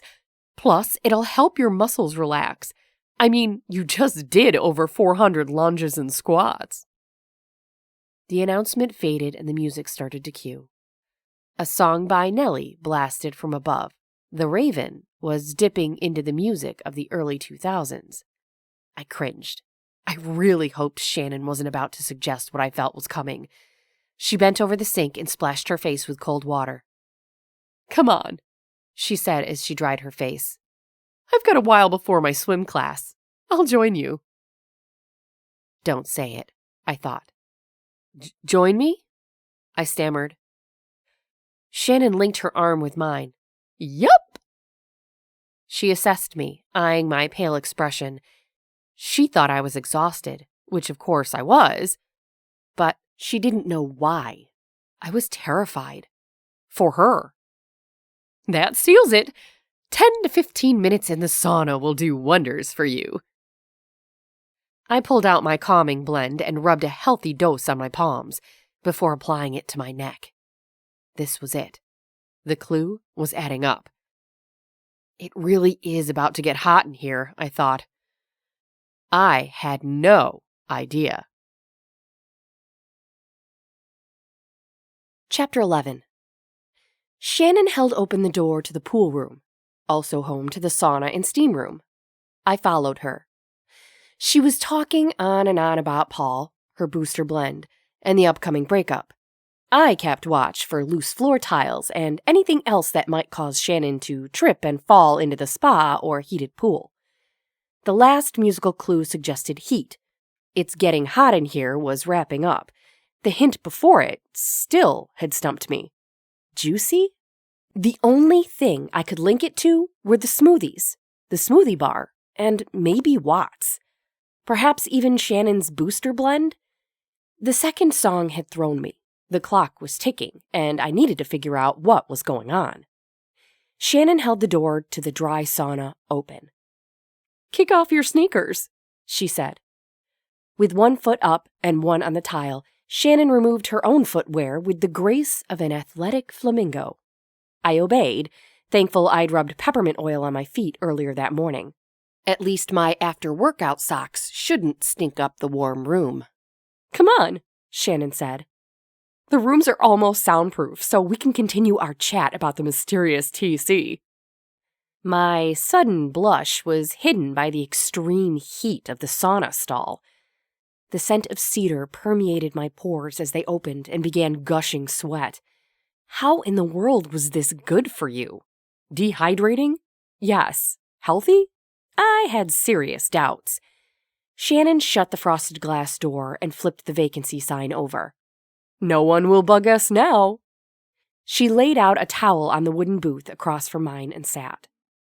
With one knee bent and one stockinged foot upon the bench, Shannon leaned in to listen to me.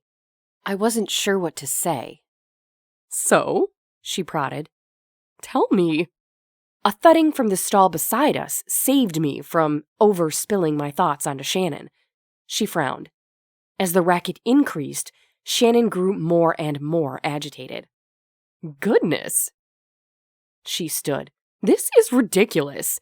These rooms are supposed to be safe havens of healing, not your personal booty booth."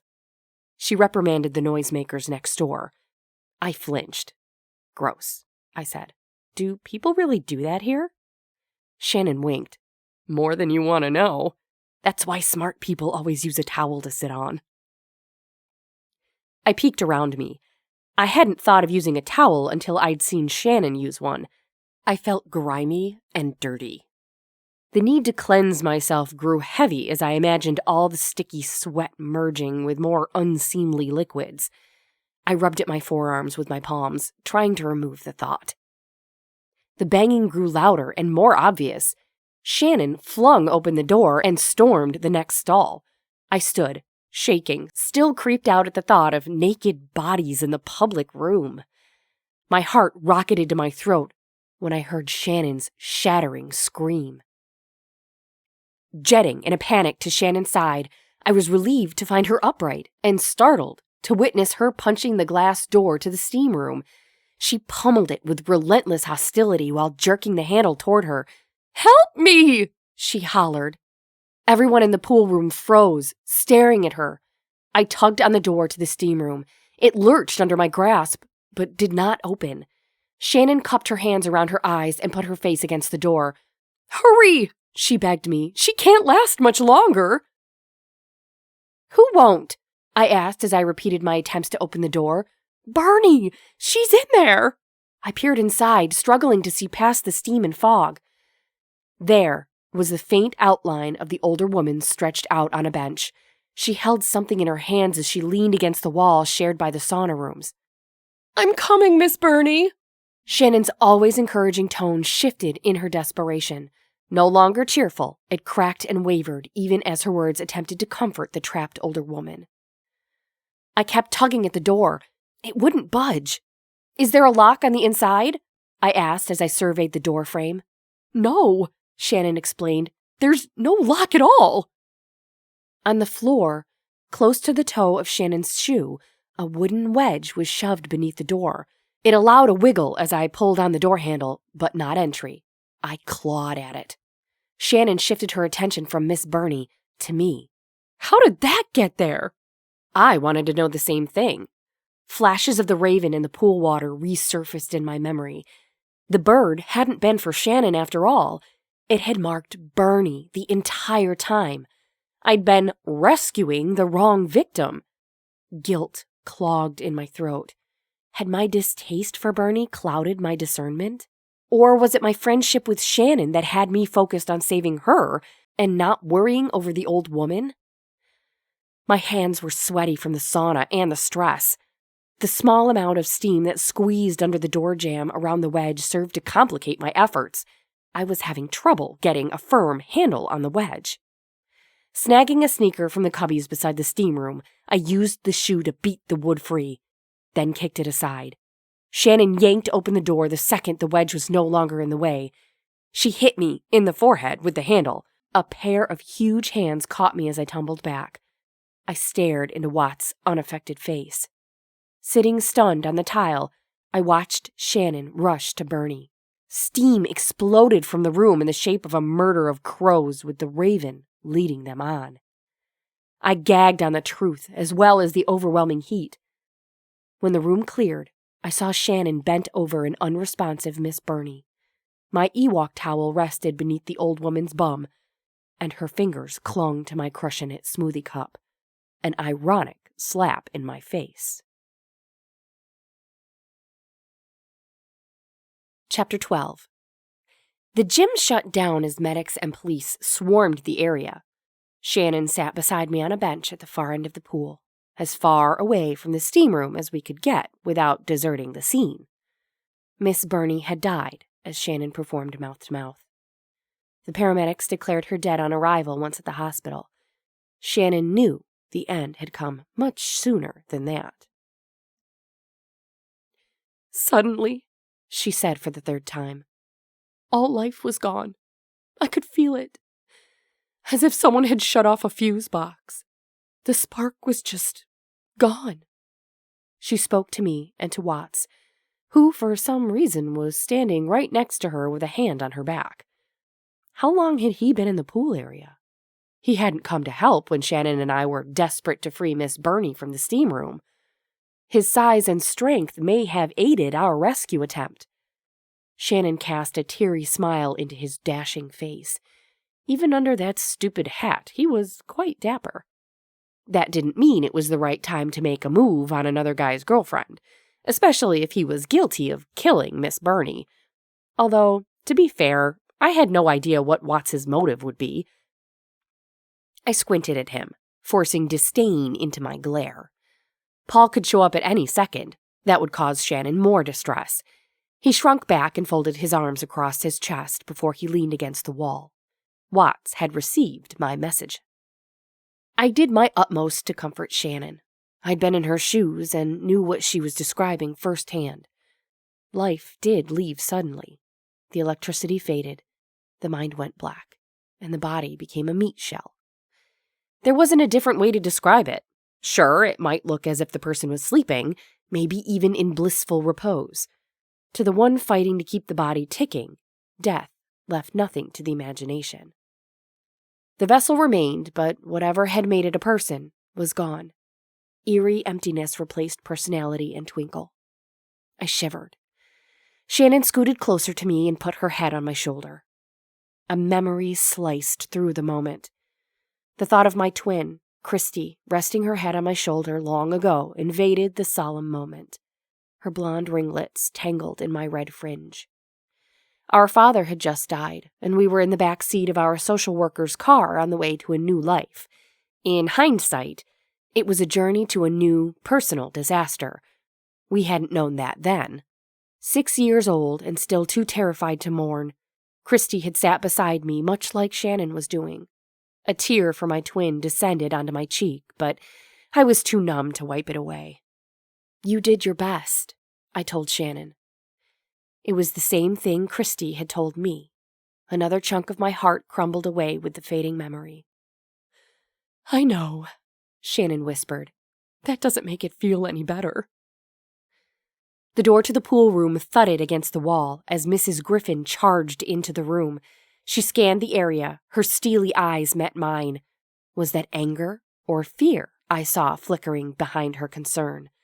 She hustled to Shannon's side. At the soft touch of her grandmother's hand on her knee, Shannon flung herself into Mrs. Griffin's arms. "Oh, Granny," she sputtered. "It's horrible." Shannon shook as she wailed. Her grandmother shushed her with soft, encouraging words. She hugged her granddaughter as the alarm on my phone buzzed in my pocket. The 24 hours were up. Shannon was alive, and Miss Burney was dead. I hoped the worst was over. For all of us. Meeting Mrs. Griffin's gaze, I saw my wishful thinking dashed against the jagged rocks of real life. More sadness was to come.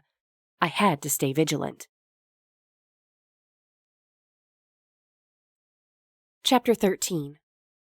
Hours later, the three of us were allowed to leave Crushin' It. Mrs. Griffin never let go of her granddaughter. She walked between the two of us like a human wall, blocking Shannon from me. Knots of guilt kept me from speaking. After all, Mrs. Griffin knew my secret. No excuses could make sense of the morning. Shannon wiped at her eyes and turned to face me.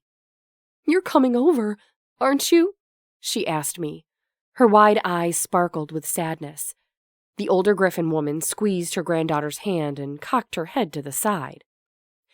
"I'm sure Penny needs some time to herself," she started. "Don't you, Penny, love?" Being alone didn't sound fabulous, though it might be safer than following the Griffins to their house. The farther away I kept from Shannon, the less likely my surly manifestation would alight on her. Mrs. Griffin let her cool gaze drift to mine. She felt the same. I suppressed a small whimper. Their comfortable home and cozy company sounded like the perfect remedy for my aching heart and shattered spirit. However, Shannon's grandmother was right.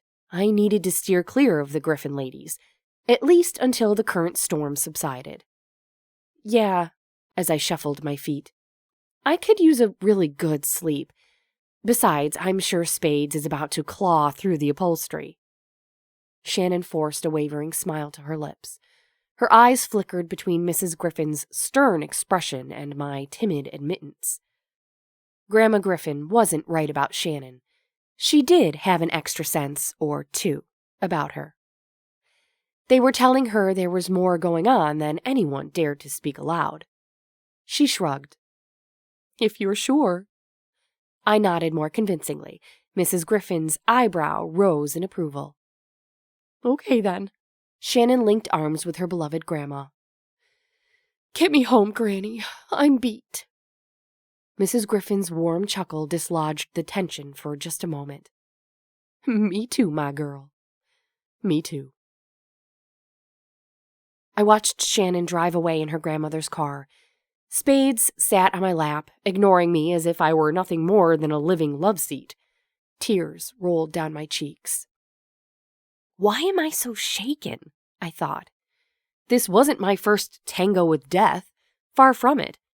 I should be happy that it was Miss Burney and not Shannon who died in the steam room. Well, maybe not happy exactly. Perhaps relieved was a better word. Though I couldn't drum up any other emotion but sadness. When my phone jangled in my hand, I startled. Spades spat at the disturbance and descended from his perch. I struggled to collect my breath before answering. "What happened?" TC's voice was fretful. "I was wrong," I croaked. "Shannon?" Scrub asked, farther from the phone than TC.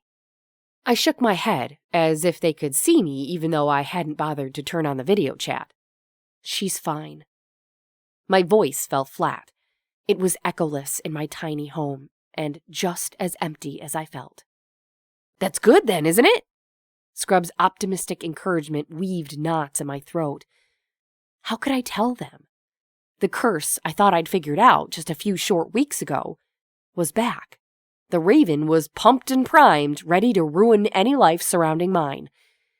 The barely perceptible static of TC's phone vanished. When the podcaster spoke next, his voice was closer. He'd shut off the speaker and was talking just to me.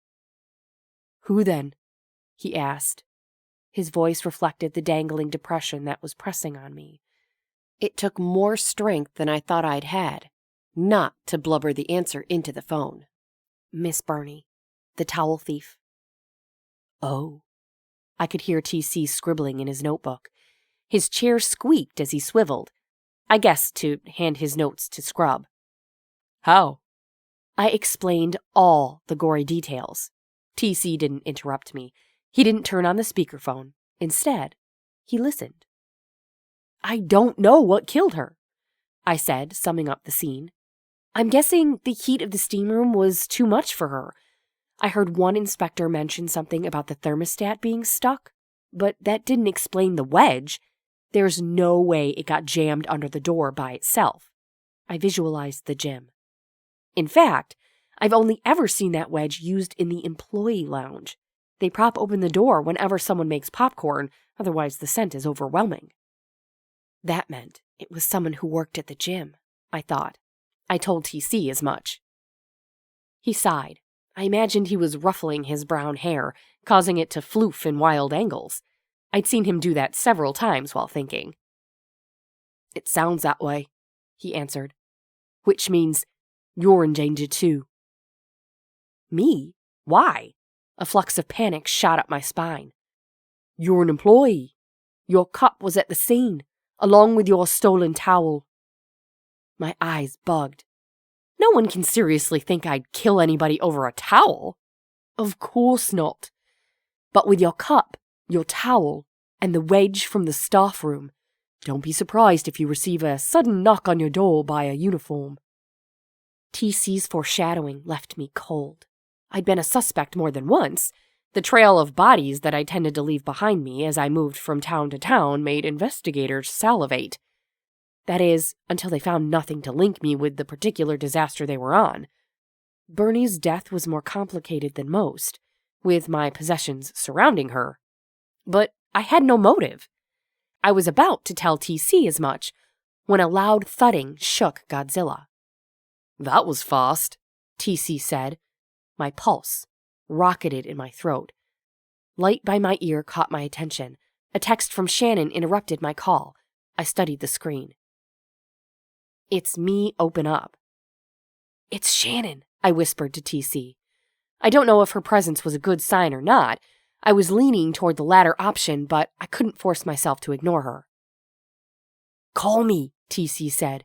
"When she's gone, call me. The time doesn't matter." "Okay," I muttered. "Please." A tiny plea pierced the line. He wasn't only interested in my presence on his podcast. He was worried, and he cared. Hold up, Penny, I thought. Not so fast. Just because he cared didn't mean he liked me more than he liked anyone else. I steadied my heart. "I will," I whispered, shutting down my inner critic. I wiped at my red-rimmed eyes before clicking off the call and sliding open the van door. Shannon, cleaned and dressed, nodded toward the parking lot. "I've got an errand to run," she said. "Come with me?" Her question was off-putting. What errand could she possibly need to do so soon after finding a dead body? I didn't ask. "Sure," I answered, too quick for deep thought. Just as fast, I shut my van, tossed on my coat, and hopped onto the pavement beside my friend. Where are we going? Shannon's normal cheer was gone. Instead, her manner was calculated and mischievous. "To the hospital." I flinched. I hated hospitals. Chapter 14. Shannon chattered at light speed the entire way to the hospital, a half hour outside of the small town limits. The general hospital was the go-to for all the area's medical needs. Rain dripped on the windscreen and was blasted away by the wipers on Shannon's car. I found myself staring at their rhythmic violence. The fact was, I was terrified to look at Shannon, lest the raven fell on her shoulders. Her words bounced off my ears, not making it to my mind. Until she said the word grandma. Who's grandma? I panicked over Mrs. Griffin. Shannon flicked her blonde hair from her shoulders. Blanca's, she snipped. Aren't you listening? Sorry, I mumbled. I'm having a hard time keeping up with you. The car slowed as Shannon paused to cast wary eyes my way. You're not going to pass out again, are you? I shook my head. Start sniffing your oils. I need you to keep up with me. I obeyed, thankful I'd remembered my calming oil before launching into the unknown. After the first inhale, I felt my neck relax and my breathing steady. I'm good now. Great. Shannon's foot hit the gas and we propelled faster along the back road. Blanca is still at the hospital. That I know. Shannon doled out the most pertinent details without long explanations in between. The police asked if I could be there when they told her about Miss Burney. I told them that I would break it to her myself, tonight. They'll talk to her in the morning. I was stumped. Why does she need to know about Miss Burney? Shannon giggled. You really weren't paying attention. My cheeks reddened. I splattered a drop of essential oil on my palms and rubbed them together. Then, after cupping them over my face, I took cleansing breaths. Okay, I sighed. I'm tuned in. You sure? I twisted the white lid back on my oil bottle and tucked it in my pocket. Totally. Blanca is Bernie's great niece. They're almost as tight as Granny and I, so much so that I was shocked when Miss Burney kept coming to class with Blanca in the hospital. I was certain she'd be sitting beside her niece's bed until she healed. I thought it over. Maybe Blanca demanded her aunt stick to her exercise regime even without her. Shannon's smile slid sideways. That's a possibility, although Burney was there way more often than was normal for her. I hadn't been working at the gym long enough to tally up what was normal for any member, though since the morning she'd stolen my towel, Miss Burney had not missed a day at crushing it. I counted her appearances at the smoothie bar. At least one time a shift, she'd hounded me for a shot of Shannon's special blend. Shannon pulled into the hospital parking lot, still debating Burney's accelerated workout schedule. Something tells me she was doing more than attending classes, Shannon said. Listen. She grabbed my forearm as I reached for the door handle. I recommend we bypass the registration desk. Visiting hours are over. Let's sneak in through emergency. How will we find Blanca? Shannon winked. I've got her room number. Just act as if you belong here and no one will stop us. I stifled a bitter snicker. Acting as you belonged was easier for people who knew what belonging felt like. After skirting the outlines of 3 hallways and dodging a security guard or two, Shannon and I trucked along a long corridor. Its glass walls glittered with rain. This hall broke off into a new set of double doors and a new information desk to dodge. Shannon jogged around the staff without a worry. I followed her. Room 217, bed B. Shannon pointed to the signs decorating the wall. Blanca's room wasn't far off. I was elated. The journey through each floor had caused my gift to flare up. Ravens and other omens flashed above the heads of several strolling patients. Sometimes heart monitors skittered and stuttered as the graph struggled to form the wings just so. Each glimpse slammed me in the gut. I couldn't help them all. I forced myself to focus on the one victim I could help. The nicest thing I could do for sticky-fingered Burney was to be kind to her niece. Still, leaving behind all the marked victims pressed in on me like a mental vice. It was personal torture. One without end. There it is, Shannon whispered. My heartbeat ricocheted, a new heaviness pushed at me. I followed Shannon into the small room. Bed A was empty. I was thankful there was one less person for my gift to bless. Shannon cleared her throat as she placed a shaking hand on Blanca's curtain. Blanca? Shannon, is that you? Paul's handsome face greeted us as he pulled aside the privacy curtain. What are you two doing here? Shannon rolled her shoulders. Blanca wiggled her fingers in salutation. "Shannon, thanks for coming," she greeted her coworker. "Blanca, this is Penny." Shannon introduced me to the woman I'd replaced. The woman's caramel-colored eyes flickered in acknowledgement. "I've heard about Penny," she smiled. "Come on in and shut the curtain. If we're quiet, the nurse won't bother us." Shannon and I obeyed, but Paul rose and took our place at the door. "I'll head out," he said. "There are a few things I need to handle at the gym." Won't the police still be there? I thought. Shannon gave Paul a half-hearted hug, and Paul left. I closed the curtain behind him and watched as Shannon sat beside Blanca. She nestled the woman's wired hand in her own. By all appearances, Paul had not broken the news to Blanca. Then what was he doing at the hospital, I wondered. Shannon's voice cracked as she relayed the horrors of the morning. Blanca said nothing. She stared through Shannon in pained silence. It was heartbreaking. My throat tightened and my eyes stung with unshed tears. If I hadn't ignored the possibility of Miss Burney being the Raven's target. Instead, I'd focused all my energy on saving Shannon. I'd sealed Burney's fate by playing favorites. This is why I didn't make friends. It was why I skirted the rim of real life instead of diving in and learning as I went. People died when I participated in everyday life.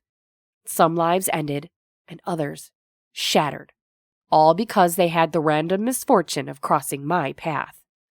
Watching the Raven's destruction tear Blanca apart from the inside out was indescribable. Knowing it was because of me was unbearable. After a long pause, the crying began. Blanca's muscular shoulders sank onto her pillow, unable to carry both Blanca and her hurt. I turned my back to the ladies as Shannon held Blanca. Their hushed conversation chilled me. "Why would anyone want to kill Auntie B?" Blanca sniffled between words. Shannon mumbled a numb response. She apologized profusely for not being able to revive Miss Burney. Just as passionately, Blanca consoled Shannon and thanked her for her efforts.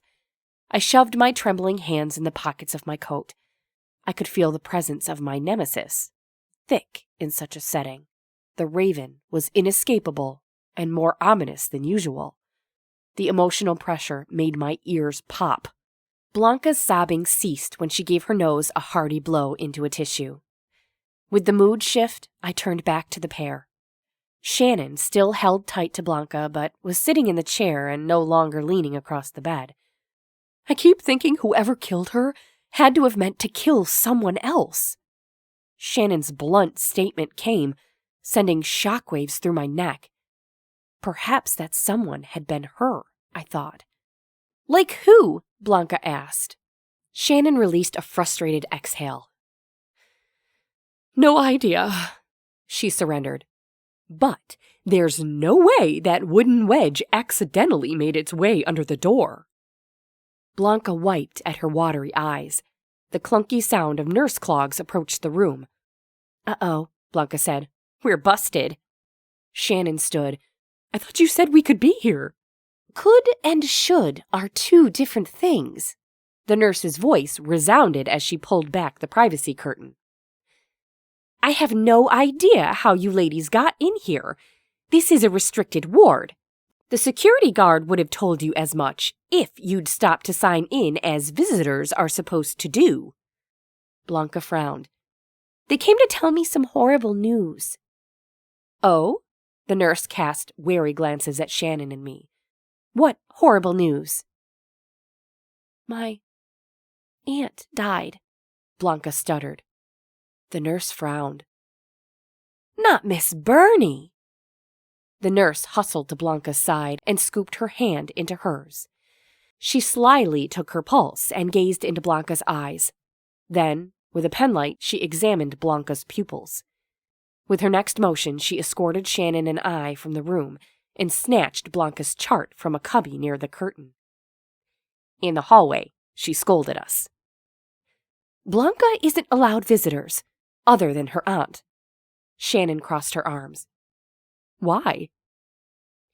It's a customary procedure in this ward. The nurse pointed to a placard behind us. Shannon continued to quiz the nurse. But her boss was just in here. The two argued over patient rights and unwelcome guests as I turned to read the placard. Rehabilitation Unit. That explained the strange jaunt between buildings. It was its own facility. I thought Blanca had sustained an injury during training. I had no idea she was in rehab. The nurse was right. We shouldn't have come, especially if we were delivering devastating news. I tugged at Shannon's elbow, attempting to end her discussion and skedaddle. There was lots to talk over with my friend. That, and the farther I got from the hospital, the easier I'd be able to breathe. Chapter 15. Shannon ranted about the bossy nurse on the way to her car. Also, she was ticked that Paul had left the difficult conversations to us. In between bursts of clean cursing, she bounced on the balls of her feet. What was Paul doing there anyway? How'd he get away with seeing Blanca? Shannon's eyes shot daggers at the absent Paul. Did you see where Blanca was? I thought Shannon had missed the placard's significance altogether, and was glad I wasn't the one who had to bring it up. An elderly man pushed past us, shuffling behind a walker. The Raven perched on his IV stand. My stomach revolted. As soon as he was out of the way, I charged into the lobby and hurried out into the parking lot, keeping my eyes straight ahead so as to not catch sight of one more bird. I ignored Shannon's inquiries until she was standing beside me at her car. You okay? I really hate hospitals. Shannon squinted as she inspected me for flickers of insanity. I fanned my face to cool the sticky sweat forming on my forehead. Get in, Shannon commanded. We'll get coffee or something. I shut down my thoughts until a steamy disposable cup nested in my hand. The aroma settled my anxiety. You ready to tell me what's going on? Shannon sipped her drink. Me? I sputtered. I thought we were talking about Blanca. But you're kind of having a moment. I waved at Shannon, dismissing her interrogations. I'm fine. Or at least, I will be. If you're certain. 100%. Shannon took a swift slug of her coffee. She kept her eyes on the road, but slowed as she chatted. Why wouldn't Paul let me know Blanca was in the rehab unit? I thought she'd broken her leg, or contracted a horrible flu bug. I didn't think for a second she was having a breakdown. Does Blanca have mood swings? Or anything that would have made you suspect depression? I asked. Shannon shook her head. Not a bit. That's what troubles me. Blanca's almost as upbeat as I am. She's a tad more cynical, but in a fun way. She and Bernie were tight. They cheered each other along, which brings the focus back around to Bernie. If Blanca was going through a breakdown, there's no way that Bernie would have left her for a second, especially to work out every day. She spent hours at the gym, hours that she would have dedicated to Blanca. None of it makes any sense.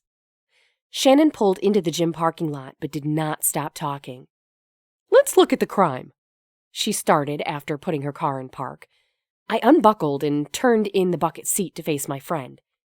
If you think it would help. It couldn't hurt, she responded. Little does she know, I thought. Someone locked Bernie in the steam room. Someone with access to the staff room and that wedge. I nodded, glad Shannon had caught onto that clue as well. Someone who had access to the steam room's control panel. As they pulled Bernie from the room, I spotted the temperature. It was set well above Crushinit's standard. That means it was an employee who took out Bernie, I surmised. Or maybe not. What about Watts? I asked Shannon. He has access to the employee room. Shannon considered it as she sipped her coffee. Watts? She seemed confused. Oh, you mean Max? Her face brightened. The faintest wisp of a blush rested on her cheeks. It was so different from how she'd looked when she'd been talking about Paul. Max? Shannon explained. Sure, he has access. He's Paul's smoothie supplement guy. Max is nothing but a cuddle bear in a bouncer's body. I couldn't imagine he'd hurt a fly.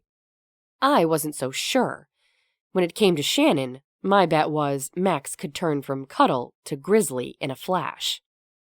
Besides, what would he want with Miss Burney? Maybe she's snitched something she shouldn't have, I thought. Shannon's rosy glow faded. She may have been dating Paul, but Max was more her speed by the look of things. I wondered, how far would either man go to claim my sweetheart of a friend as their own? Shannon ignored my suggestion and instead asked, But why? She nibbled on her bottom lip as she pondered. What changed that made Bernie a target? Let's go through the last few weeks. Blanca goes to the hospital, I said. Except not for the reasons we assumed she did. Miss Burney doubled her routine, I added. Yes, Shannon continued. Then you took over for Blanca. My skin went frosty. Was Shannon going to add up my part in Bernie's gruesome end? Her blue eyes glinted with insight. They locked with mine. She opened her mouth to speak, but was interrupted by her cell phone. Shoot! Shannon inspected her phone screen. That's Granny. She's worried about me. In fact, she asked me to steer clear of the gym and asked me not to hang out with you for a while. I couldn't swallow. Mrs. Griffin knew my secret. Her righteous worry made her cautious of my gift. As a consequence, she no longer had faith in me. An optimistic fraction of my heart chipped away. The family feeling the Griffin women had offered crumbled within me. I battled with my grief. I've got to go, Shannon started. I'll keep you updated when I can. She leaned over the seat and gave me a hug. It would be the last one she'd ever offer me. I stood beside Godzilla, waving goodbye. Shannon made a 3-point turn. Her windows fogged over from the chilly weather colliding with her car's toasty heater. As she drove away, the fog thinned, carving the outline of a raven in the condensation. My coffee slipped from my fingers and splattered across my sneakers. Chapter 16. TC answered before the first ring ended. My breath tangled around my dread. I couldn't form sensible sentences. TC waited as I spluttered out the day's events. Okay. He paused once all the information was out. Shannon's the next target. It's like I've told you, again and again. I'm poisonous. The closer people get to me, the more likely they're going to die. Last time in Hobbs was a fluke. A Christmas miracle, if you'd like. But now, the Raven's back, full time. I expected TC to chime in with a hopeful word or positive proverb. His usual tactics failed him. The other end of the line was still. The sound of his breathing reached my ears. My heart sank like a stone. Maybe he'd finally caught on. After 3 run-ins with me and the Raven, perhaps he'd clued in to what I'd been trying to explain to him. I was dangerous. The farther he and his friend Scrub stayed from me, the safer they'd be. Though I wanted TC to be safe, the thought of losing our haphazard relationship crushed me. I hoped to get to know him, and hoped for him to know me better, almost as much as I longed for him to keep his distance. Now that I could feel the end coming, my heart desperately wanted to cling to the status quo. TC cleared his throat. How can I help? His question shocked me. I felt like Spades when I offered him a surprise treat instead of his usual cat food. My crazy cat caught on to my shift in vibe. He cocked his head in my direction before returning to the business of cleaning his paws. I don't know, I said. I have no clues. Why don't we start by having you turn on the radio? That's worked before. TC was right. Though forcing the issue could prove more confusing. The Raven did like to dangle clues in the form of song lyrics. I'm scared to listen, I admitted. TC's voice dropped to the low, velvety, understanding tone that gave me shivers just as much as it gave me comfort. I know, he whispered. I'm scared as well. However, the one thing you can control in this situation is whether or not you open yourself up to the clues. You can run and let things take their course. No one would blame you. Or you can embrace this next challenge and try to stop the Raven. What if I don't stop him? What if I make it worse? Not for the first time, I wished TC was sitting next to me. Maybe then I'd feel sheltered and safe. Although, remembering our only brief hug knocked the wind from my throat. Life is full of what-ifs, he said. Grab the opportunities to do good where you can. Let the rest go. Easier said than done, I thought. Especially for me. After ushering the Raven into town, what did doing good look like? Butting out or diving in? Which action would set the Raven off, and which would placate him? I'll tell you what, TC added. I'll stay on the phone with you, all night if that's what it takes. My hands trembled. I was really going to do this. You sure? Penny, I've seen you rock this beast before. I believe you can do it again. If cheering you on and keeping you company will encourage you to fight, then I'm all in. A tear burst from my eye and rambled down my cheek. Okay, I resigned myself to fate. Let's get started. With the radio blasting and TC on speakerphone, I drove to the Griffin house in the midnight mist. Spade scowled at the wiper blades as they danced just out of his reach. No premonitions or lyrical clues rattled the speakers. I was flustered as I pulled to the curb and shut off the engine. I don't understand it, I huffed as I blundered over the center console/mini fridge. Once in the back, I curled on the couch and wrapped myself in my heated blanket. At the sound of the dial clicking, Spades leapt up from the passenger seat and burrowed under the edge of the blanket. It was colder than it had been the weeks before. Yet, turning on the heater would alert Shannon and Rosalia to my presence. I wanted to stay in the shadows as much as possible. I sat up post from my couch and watched the Griffin's front porch for signs of life. Or worse. TC yawned on his end of the call. I think you're trying too hard to force it. Just relax. It'll come. You sound so confident. I am. You have this gift for a reason, Penny girl, like it or not. Not, I mumbled. TC snickered. Sleeplessness saturated his laugh. I'm going to put the phone down, he said. I need to make myself some tea. Are you going to be okay on your own for a bit? Of course, I moped, not at all sure if I meant it. I'd been alone for so long, of course, I could handle a few minutes in silence. Except with TC and Scrub to lean on, I'd grown to need their voices on the other line. Try not to lose hope, TC whispered before setting down his phone. I could hear his footsteps walk away from me. Is he at home or at his studio office? I thought. Or are they the same place? I imagined him in his long brown coat and black-rimmed glasses, strolling around on hardwood floors to his kitchen. In reality, I had no clue what his place looked like. I'd only ever seen TC face-to-face wearing his coat. I smiled at my silliness. Of course, he wouldn't be wearing it around his house. He was home. Home. I fawned over the thought. TC did his best to relate to me, to comfort and befriend me, as if he could understand my backward blessing any more than I did. I'm the one who'd lived with it since I was 6. At least, that's the youngest I can recall seeing the Raven. Memories assaulted my already restless and worried mind. The Raven etched in my father's shadow. It had terrified me then, and I hadn't known what it meant. Even the next horrible day, I hadn't pieced it together. It would take 3 more victims before I added things up. More tears than I could control rallied down my cheeks. In my mind, I was no longer safe and warm inside my tiny house on wheels.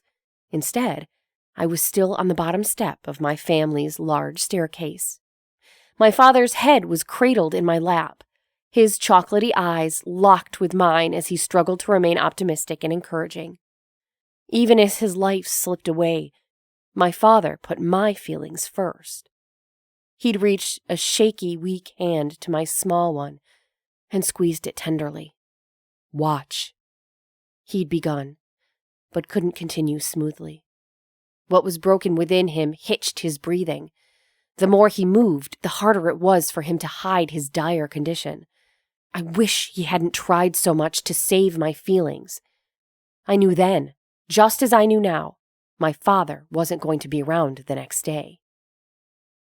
"Christy," he started. "Keep safe."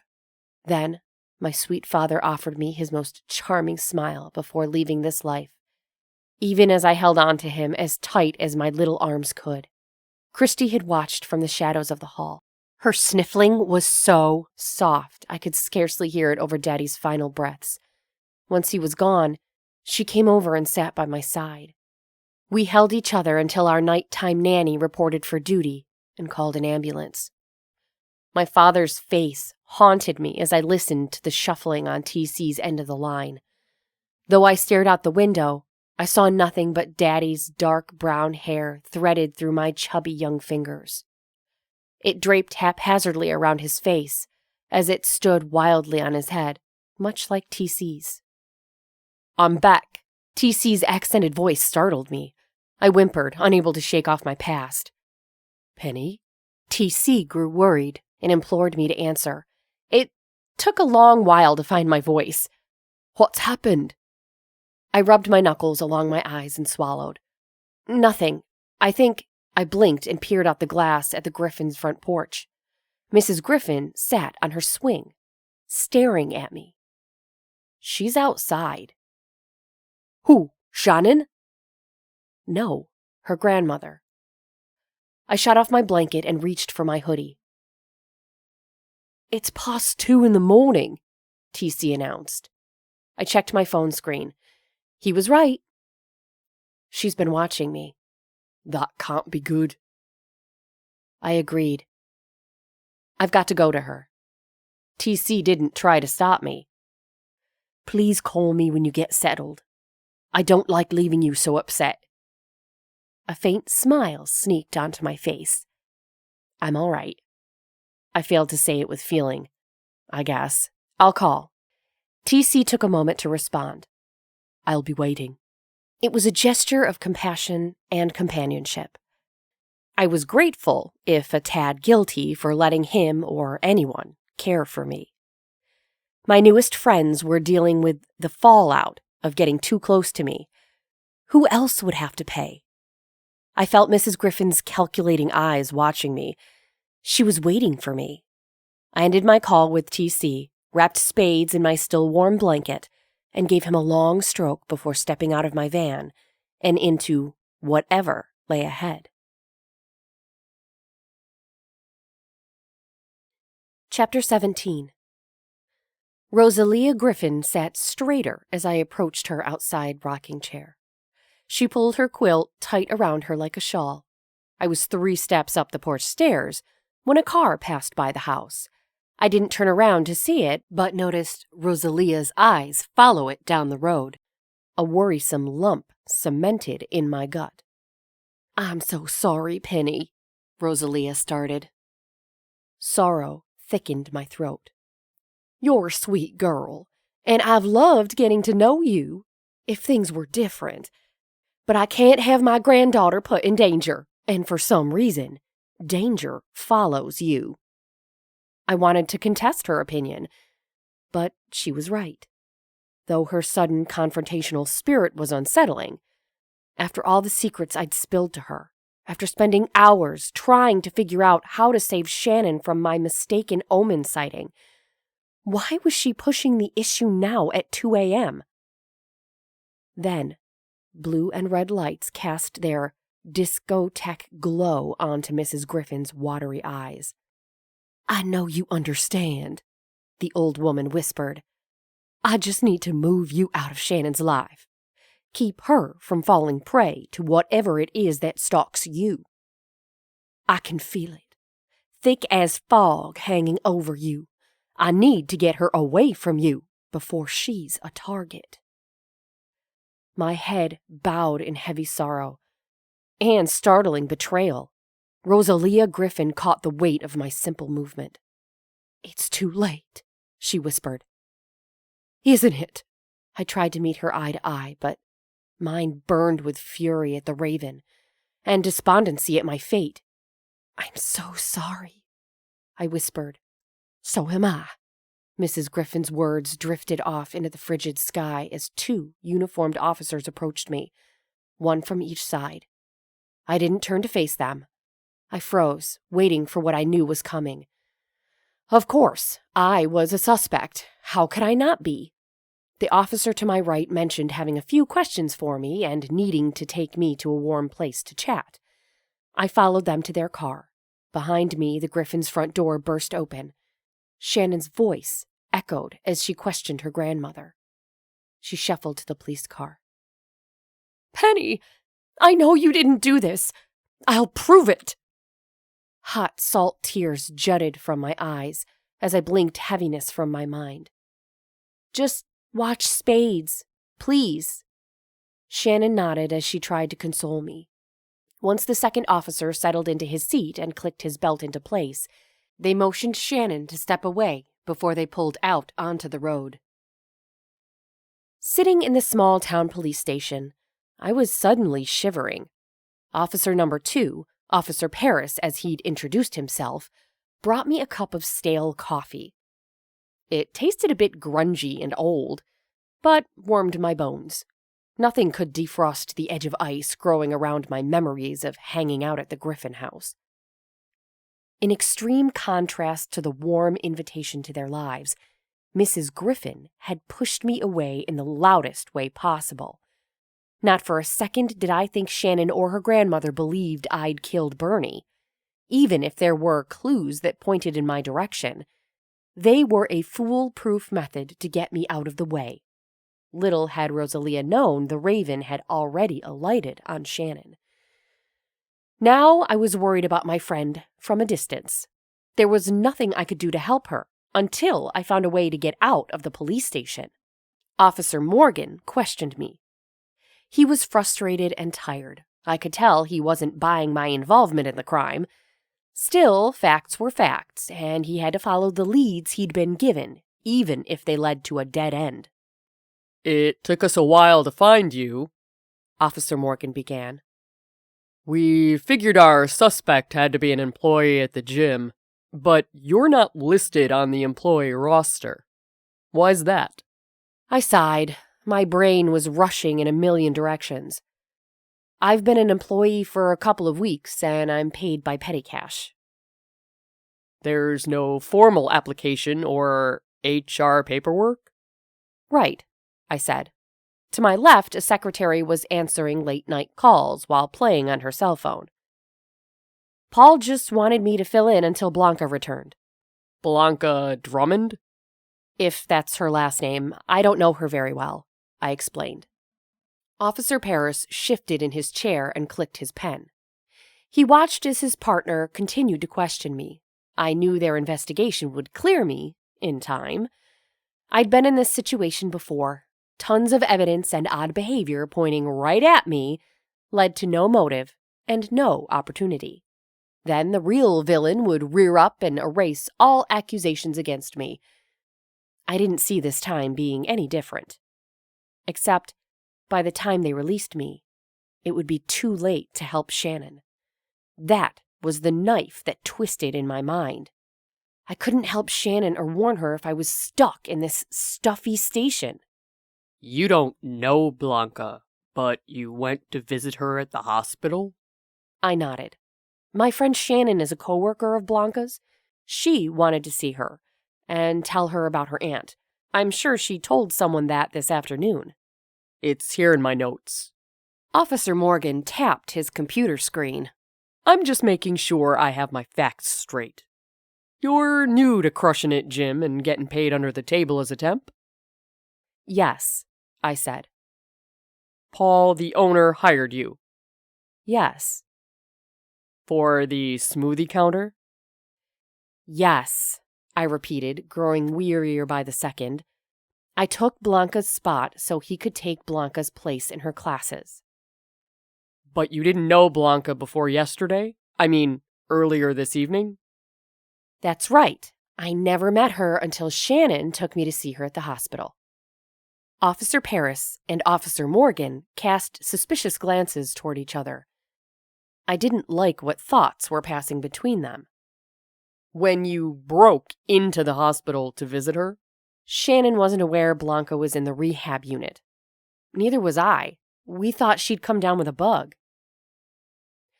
Officer Paris cleared his throat. And yet, you're the one to benefit from her being in the hospital at all. You're the one who got her job. I struggled to keep sass from my tone. Shannon needed me, and I was stuck answering redundant questions. I just happened to be there when they needed help. I stepped in for a moment and landed the temporary position. You just happened to be there days later when Blanca's aunt died? In the room right beside yours? I blanched. The memory was crisp and crazed. Yes, I said, but we didn't know she was there, just like we didn't know Blanca was in rehab. Both officers scooted closer to me. And yet, Officer Paris continued, in both cases, you show up just in time, or almost just in time. Bernie dies, and you're there with Shannon. She's got a towel, I was told, she stole from you underneath her, and in her hand is your employee smoothie cup. Your name on it and everything. I'm sure Paul and Shannon, and probably all the other employees, can tell you Miss Bernie was a klepto. She stole both of those things from me. Why you? I shrugged. I wish I knew. Officer Morgan interrupted his partner. Those things aside, the old lady didn't succumb to the heat. She was poisoned, as I'm sure you already knew. My eyes must have bugged from my skull. Both policemen were taken aback by my expression. I didn't know. Really? One said. Your pal, Shannon, didn't tell you? The other asked. No. Does she know Miss Bernie was poisoned? I was flummoxed. Had Shannon been hiding this information? Or had she not thought it was important to tell me? I was a stranger to Bernie and Blanca, after all. We informed her and her grandmother this afternoon, since it was her booster blend that did it. My jaw dropped. The same blend Bernie had been begging for since I was hired? How can you tell that? Both officers scoffed. Bernie had smoothie in her hand and in her stomach. We tested both. Then we tested everything at the smoothie bar. I've been using that blend every morning. How come I'm not dead? Again, the officers exchanged knowing glances. A commercial blasted from the receptionist's desk. Sorry, she spouted. I thought I had my sound turned down. She fiddled with her phone for a moment. After the commercial break, the song Juicy played again. The same clue from the night before. Why? The smoothie? Had it been a warning that the smoothie was the weapon? Then what about the other song and the heat? Had the steam room amplified the poison's effect? Perhaps it helped knock the older woman silly while the poison did its thing. Or maybe the steam room was used to create confusion. All I knew now was that the song wasn't only for Miss Bernie, but also for Shannon. I had to get a hold of her. I had to warn her. But how? Chapter 18. It was close to 4 a.m. before the officers gave me a break from questioning, and that was to obtain a urine sample. Since I had been exposed to the same drug Blanca and Bernie had ingested, I wholeheartedly agreed to the test. I hurried to the restroom. In the first stall, before peeing in a cup, I texted Shannon and then TC. Neither party answered. I couldn't hang out in the bathroom until I got a response. The officers would get suspicious. Just as I reached for the doorknob, my pocket vibrated. I pulled out my phone. A text from TC covered the lock screen in all caps. Blanca relapsed. Poison maybe, doctor not sure. That message was followed by, I've called in Scrub to help. Where are you? With trembling hands, I typed, the police station for questioning. Juicy. Again. Shannon is in danger. I let out a long, slow exhale while I read TC's response. We're on it. Help, no matter how clumsy and far removed, was on its way. I opened the door and came face to face with Officer Paris. He led me to the desk with a solemn expression smeared across his young face. Officer Morgan leaned forward, closer to me as I sat. We just got the news, he started. I could guess what was coming. Blanca is back in critical care. The doctors are working to figure out the details. Nevertheless, that still leads Paris and I to this thought. Blanca was clean and under surveillance. Then she just happens to overdose the same day her aunt dies. You and Shannon were her only visitors since her aunt passed, the last people to see her before her relapse. I consumed this information. I didn't know Blanca was in the hospital for drug addiction. Assuming Shannon didn't either, I searched for more clues. Both she and her aunt were poisoned. By the same person? In the same way? I couldn't help but wonder. The Raven hadn't appeared in Blanca's room. Though people could die without his presence, he wasn't shy at the hospital. Old people, young people, patients, and staff had been marked on my short visit. Yet, Blanca hadn't been one of them. If I had to guess, Blanca would pull through. Until she did, there wasn't a way to get more info from her. How? I asked myself aloud. I was pretty sure the cops weren't going to divulge how the victims were poisoned. I said, the doctors are trying to figure that out. Paris grumped. The smoothies? Both officers glared at each other. I recalled Blanca's hospital room. There, on the table, next to a small bundle of flowers, had set a reusable, insulated cup, complete with straw. It wasn't an official Crush-N-It cup, but it was close. The booster blend! I shouted. It has to be! Maybe that's why... I ran a hand over my face. A fresh crop of under-the-skin pimples bumped along under my fingertips. It adds up, I continued. We're listening, Paris said, starting once again to click his pen. Since I started at the smoothie bar, I've been allowed to use the booster blend, I explained. Every day, and sometimes twice a day, I make a smoothie for myself with the booster blend. Miss Bernie came to the smoothie stand every day, begging for the mix.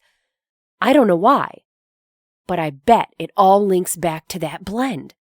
Officer Morgan typed something into his computer. This blend. What's it called? It doesn't have a name. It's a prototype. Some of the employees were allowed to try it, I explained. Maybe its secret ingredient isn't just superfoods. Maybe it's a bit more potent. That's what I'm thinking too. My skin has gone berserk since taking it. I saw the remnants of similar side effects on Blanca's face at the hospital. Also, I've been super jittery and haven't been able to sleep. My breath caught as pieces continued to drop into the empty places in the timeline. I bet that's why I passed out. You passed out? Yes, the day before Miss Bernie died. That's when she pinched my smoothie cup, I suspect. It had my second blend of the day inside it. Paris turned to Morgan. What if the old woman traced her niece's slip to that blend? That would explain her desperation to get a scoop. Maybe she intended to take it to Blanca. Or maybe she wanted to have the contents tested, I said. If Miss Burney and Blanca were as close as everyone says they were, there's no way the aunt was feeding her niece's addiction. No. My bet is she was trying to clear Blanca's name and help her recover. Tell the doctors to check Blanca's room for a smoothie cup. Officer Morgan pulled his phone from his desk and began punching numbers. After a few minutes of mumbled, one-sided conversation, he returned to Paris and me. She's right. There was a cup there. They've given it to the lab guys. Should know in a few hours what's going on. If there's anyone on staff at this hour, he said. My cheeks puffed as I blew out the stress I'd been carrying with me for the past 48 hours. Then you know it's not me, I said. Can you take me back to my van now? Paris inspected his nails. We've always known it couldn't be you, he stated with a cool indifference. What? I stammered. Then why am I here? Slow, with a pointed glance, Paris looked into my face. The old lady called you in. She said you were stalking her granddaughter, that you followed her to the hospital and were sitting outside their house watching them. She was partially incorrect. The knife twisted deeper. My feelings bled out around the blade. I sucked them in. Hold it together, Penny, I told myself. It was not the time nor the place to fall apart. Curled around Spades, with the past untouchable and unchangeable mocking my back, that's when I could break down. Oh, I said. You don't deny you were stalking the Griffins? Morgan asked. I sniffled, struggling with my words. Not stalking, but I can see how she may have interpreted it that way. You have to admit it's sort of creepy. You parked your tiny house across from their front porch. How else are they supposed to interpret that? I've parked there before, with their permission. I didn't know I was imposing on them. Well, Paris said, I'm going to advise you to move your vehicle as soon as I drop you off. Of course, I said. I couldn't believe they'd interrogated me for hours, made me panic over being viewed as a potential criminal, when all they needed to do was ask me to move my van. We figured we'd get your side of things while we had you, Morgan said. Stick around for a few days until we figure out what's going on. Then you can move along. There it was. The gentle prodding to get the heck out of town and never come back. At least they hadn't caught on to my strange talent. I was still cleared to pass through town. Maybe, in a few months, they'd forget about me, and I wouldn't need to watch my back if I needed to return. You've got it, was all I could say in response. Morgan spun his chair to face me. Really quick. Before Paris drives you back, where did this booster blend come from? Another tumbler struggled to find its place in my mind. Shannon invented it. She says it saved her grandmother. The officers frowned. I followed their thoughts and didn't like where they were going. Shannon was now a suspect. Even in my own imagination, I couldn't get around her being a party to the crimes happening at the gym. She was mixed into the mess, yes. That didn't mean she was the villain. Finding out how and why she'd gotten involved in the bad business was key to rescuing her from the Raven, if he hadn't claimed her already. Chapter 19. Once Officer Paris dumped me on the curb, he hurried off into the foggy morning.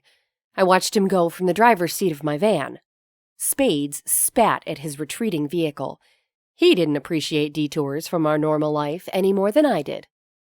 I reached over and tugged at the fluffy patch of fur on the back of his neck. It stood on end in hostile protectiveness. I smoothed it down until I received a reluctant purr in return for my efforts. There you go, I soothed my roommate. It's going to be over soon. My words chilled me. True as they were, they didn't mean things were going to work out. They only meant this bout of trauma would be concluded. Then Spades and I would be on to the next town. This time, I wouldn't be coaxed into friendship with anyone. Speaking of friends, I remembered TC was waiting to hear from me. He'd be glad that I made it out of the police station in one mangled piece. I turned over the van's engine and let the icy heater vents begin churning tired puffs of warmth. Then I dialed TC. Text messages wouldn't do in such an extreme situation. "I'm here," he answered without a hello. The sound of clicking keyboard buttons echoed behind him. Scrub's sleepy voice mumbled somewhere nearby. "We're working on Juicy in the booster blend. Anything new?" "I'm out of custody," I half-joked. Mrs. Griffin turned me in. TC's frown was audible. Displeasure rattled in his voice. "Why?" He blamed the old woman for putting me in peril. "It's fine," I lied. "She's just trying to protect Shannon. Getting me far away from her made the most sense. I can't disagree." "I can." TC's anger made me smile. "It's like I've been telling you," I repeated for the 100th time. "I'm dangerous. Proximity in locale and affection only amplifies the danger." I could feel TC shaking his head as his phone transferred the sound of his hair flicking the receiver. "It's like I keep telling you. I don't believe any of it. Not for a nanosecond." I changed the subject. Arguing over my cursed blessing was not going to save Shannon. "How did you find out about Blanca? You texted me moments before the police knew." His chuckle lightened the somber mood. "The accent," he said. "For some reason it makes me more believable. I said that I was from a research and rehab clinic nearby, and I was checking on Blanca to see if she were a candidate for our newest program." "You were calling to find that out at 4 a.m? Scrub's voice came closer to the phone. "It's like he said, the accent." "Morning, Scrub," I said. "Morning." A pout lingered in his response. TC must have yanked him out of bed to help. I was thankful, but still found Scrub's snarky morning attitude humorous. "The accent gets a lot of people to help TC, when they shouldn't. In fact, we're about to give the hospital another ring." "Why?" I asked, then answered myself. "To find out what poisoned her?" "Yes," Scrub replied. "That, and we want to know what visitors she'd had in the last week." I adored TC's subtle accent. It was musical and mesmerizing. That didn't mean I thought it held the passkey to private medical information. It was still worth a try. "The doctor in charge of Blanca's care gets in at 7. We're calling right on the hour to get a hold of him before he's involved in his rounds." It was a good idea. Don't they have caller ID or something? If they suspect you're not who you pretend to be, won't they come after you? "That's where I come into play," Scrub boasted. His skills with technology were a constant, happy surprise. "As far as the hospital knows, our calls are coming from the WWOZ Rest and Rehabilitation Clinic." "Where's that?" Scrub laughed. "Wherever I tell the system to say it is. So far, no one has asked that question. I doubt they will this time. We've got 3 minutes until 7. I pictured TC readying himself for the call. He'd probably use his broadcasting voice, the same professional and informational tone he used for his podcast. "Let's go ahead and call," TC said, "just in case it takes us a while to get through." "Penny," Scrub said, "while TC is handling things with the hospital, I'm going to wrap up a few investigations of my own. Background checks and an investigation of the gym. We'll call you back when we're finished. Stay put. The cops told me I have to move the van." It won't take long. TC signed off with me, and Scrub ended the call. I sat feeling alone in my warming van with spades pawing at the passenger window. The quiet was pressing, but it gave me time to think. If the booster blend was the real weapon of choice, who had access to it? Anyone, really. If they could sneak behind the smoothie counter, anyone could snag some of the blend. Was the entire batch poisoned or drugged? It couldn't be. Shannon and Rosalia had healthy doses every single day. Rosalia had some with each meal. It had taken the worst of her symptoms away. They didn't suffer the strange acne rashes like Blanca and I had. They also didn't seem to contract the same insomnia that had become so prevalent during my stay in town. Maybe their batch wasn't doctored. Maybe only Crushin' It's container was tainted. That meant an employee was the one doctoring it. Again, Shannon would be the most logical choice. She had the most to gain, or lose. Her future security and her grandmother's very life dangled on the success of the blend. Still, I couldn't imagine it was Shannon. Besides, she'd been with me the entire morning that Bernie died. Even if there was a motive, where was her opportunity? Then it hit me. Paul Travis was a partner in the blend. Would Paul have messed with the original formula? Did he spike the booster powder at the gym to amplify results and get noticed by backers? Mrs. Griffin would know more, but she didn't want me near her or Shannon. I shook in my deliberation. Deciding it was worth the gamble, I tucked my keys in my pocket, hugged Spades, who growled at me, and carted my phone out into the cold. Rosalia Griffin would talk to me if it meant we saved Shannon. After all, that was my one goal. It was up to the police to catch criminals. It was up to me to fight death back. I wore out my knuckles banging on the Griffin's front door. Rosalia opened up to me. She welcomed me with as much hospitality as she had the first dinner we'd shared together. A strange vagueness clouded her countenance. "We have to talk," I said as I stalked into the living room. "I know." She relented, without a fight. That should have been my first clue that something was off. I was just glad she'd let me in the house. I didn't notice the shadow encircling her until later. "Tell me what you know about Paul." The click of the front door closing was the only other noise in the house. No music played. The coffee pot didn't drip. It was eerie. Rosalia's home had vibrated with life and song during all my previous visits. I chalked it up to the early morning hour, but that didn't make sense either. Shannon was normally already up and getting ready for work. She'd told me of her and her grandmother's early morning porch swing chats. I looked up from my seat and took in Rosalia Griffin. A flurry of small gray-winged moths spiraled around her. Like dust motes in a ray of morning light, they floated and danced with Rosalia's every move. I gasped aloud. Chapter 20. "I know what you sense," my hostess said. "You can feel the end, can't you?" I was crying before I absorbed the scene. I just got off the phone with my doctor. It seems my good health is just a season of calm before the rockiest part of the storm. He says it's uncommon, but not unheard of. 6 weeks. I struggled to breathe. The moths fluttered around the hem of her bathrobe. They dodged in and out of the way of her fuzzy slippers. 6 weeks. At the most, I thought.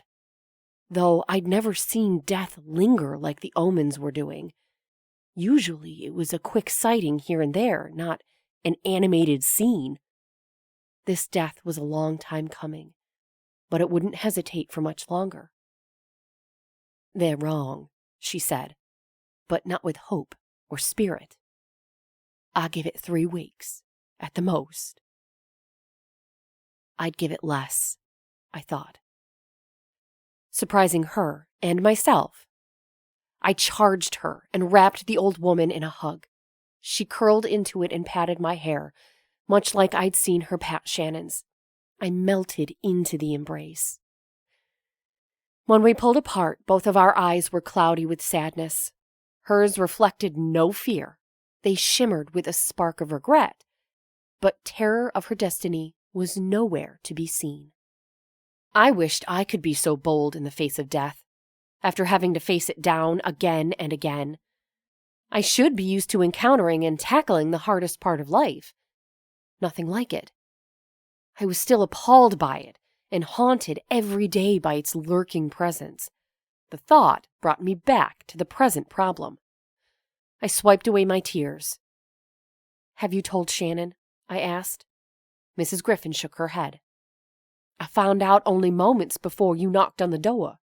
You're the first to know, and I'm unsure I'll bring it up to anyone else. But you understand more than most." "Why not tell Shannon? She'll want to know." Rosalia held her palm out to her couch. "Sit," she said. "We'll chat." "I don't have time. I have to figure out what's coming next. That's the only way I can help Shannon." The grandmother nodded and took a seat. I paced. "I'll tell you anything you think will help you." "Paul, tell me about him." Mrs. Griffin grimaced. "I've never had a peace about him and my girl. I know she doesn't love him, not even sure she admires him. But she's too kind-hearted to dash his wayward affections. Still, I don't like them being together." "You don't have any specific reasons why?" Rosalia shifted in her chair and then straightened her robe. "Little things. Like, he was too eager to help Shannon with the blend. He shows up unannounced, but expects us to drop everything and entertain him. And he needs far too much reassurance for a grown man. He runs his own business, for goodness sake. His family is wealthy, and now he's got a hot new car. Still, he oozes need and constantly wants his ego coddled. It's strange." I'd seen some of Paul's behavior with Shannon. It hadn't stood out to me the same way it had to her grandmother. None of it was truly suspect. None of it would lead to more than an awkward relationship for him and Shannon. The police told me that Blanca took a turn for the worst. Mrs. Griffin looked worried but not surprised. "Drugs?" she asked. "They think so. I suspect it's more than that." "Really? When she was here last, she was strung out. When Shannon told me she was in the hospital and sick, I was glad she'd be away from whatever it was she was using. I didn't dream she'd already overdosed and was under 24-hour care." I thought over the last few weeks. "When was Blanca here?" Mrs. Griffin raised an eyebrow. "She came 2 nights before you did. She and Paul came over for dinner. We discussed the blend and what was happening with it. Paul explained all the testing he'd have to do with it before it would be approved for mass production. He was certain his family would back the blend and help launch it in their gyms. Blanca was buzzing about the place. She made me nervous. 2 days later, she was in the hospital? Something like that." Mrs. Griffin shivered. "What's the connection?" "I'm not sure yet. I have some more investigating to do, but I think Paul tampered with Shannon's blend. I think he spiked it or laced it to make the results more instantaneous." "Do you think Blanca was the first guinea pig?" I shrugged. "He gave me a free smoothie every shift and made sure to tell me to use the blend. Then Miss Burney was popping by every day and begging for a scoop. I think she was doing some investigating of her own." My phone jingled. "Hello?" TC cleared his throat before beginning. "When we start digging, oh, the things we find." "Hang on, TC." I spoke into my phone. "I'm here with Mrs. Griffin. I'm going to put you on speaker so she can hear this too." TC paused as I set up the phone and laid it on the coffee table. "Go ahead," I said. "Well, for starters, Paul Travis is the black sheep in his family. Mrs. Griffin nodded at TC's words. His parents have spies working at the gym watching him. Seems he's gotten in trouble selling contraband from the premises before. They were on the verge of taking over the gym or shutting it down. How did you find that out? Scrub laughed in the distance. His father's not shy about his feelings for his son. Plus, they hired a PI to tail him. I shivered. I couldn't imagine being stalked by a private investigator, especially one that was set on my trail by my very own family.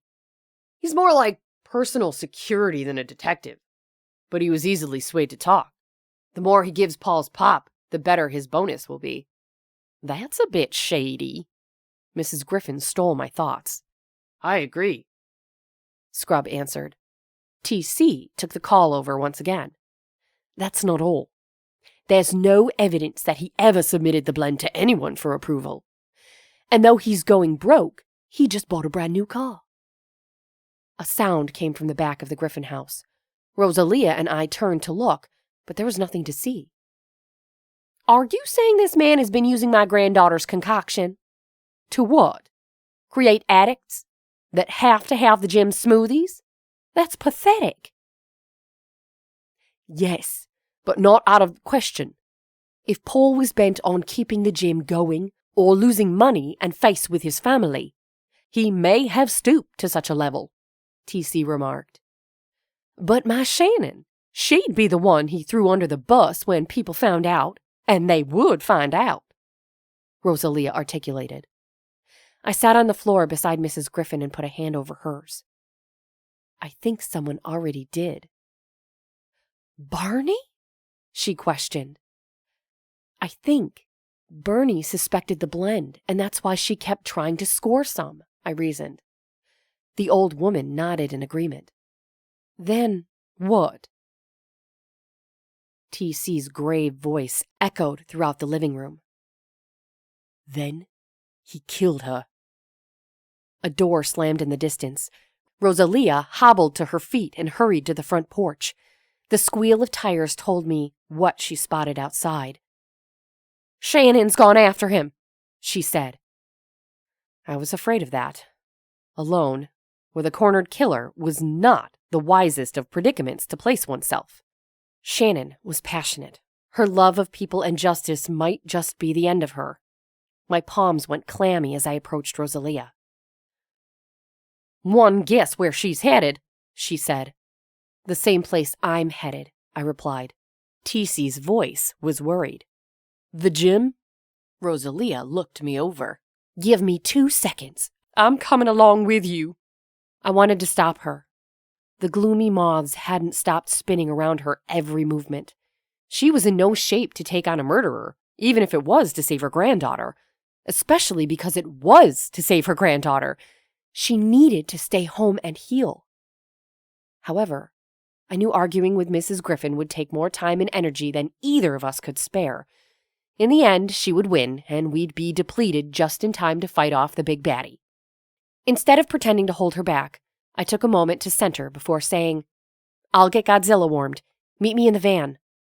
Rosalia Griffin kicked off her slippers as she rounded the corner of the hall. I snatched my phone and chatted with TC on my journey to the car. Any more clues other than juicy? He asked. Nothing, and now that we understand what the clue meant, I've got nothing to go on, I said as I slid into the driver's seat. I picked up a sleepy Spades and tossed him to the couch. He scratched at me midair. Sorry, but I'm in a hurry. My cat was less than impressed with my tactless behavior. Why are you letting Shannon's grandma go with you? Scrub asked. She's dying, I confessed, with sorrow battling with my speaking ability. 2 or 3 weeks, tops, I added. You're sure? TC asked. You've had a glimpse of that? Yes, I said, and then Rosalia confirmed it. She's got nothing to lose. Letting her help me help Shannon is the least I can do for her.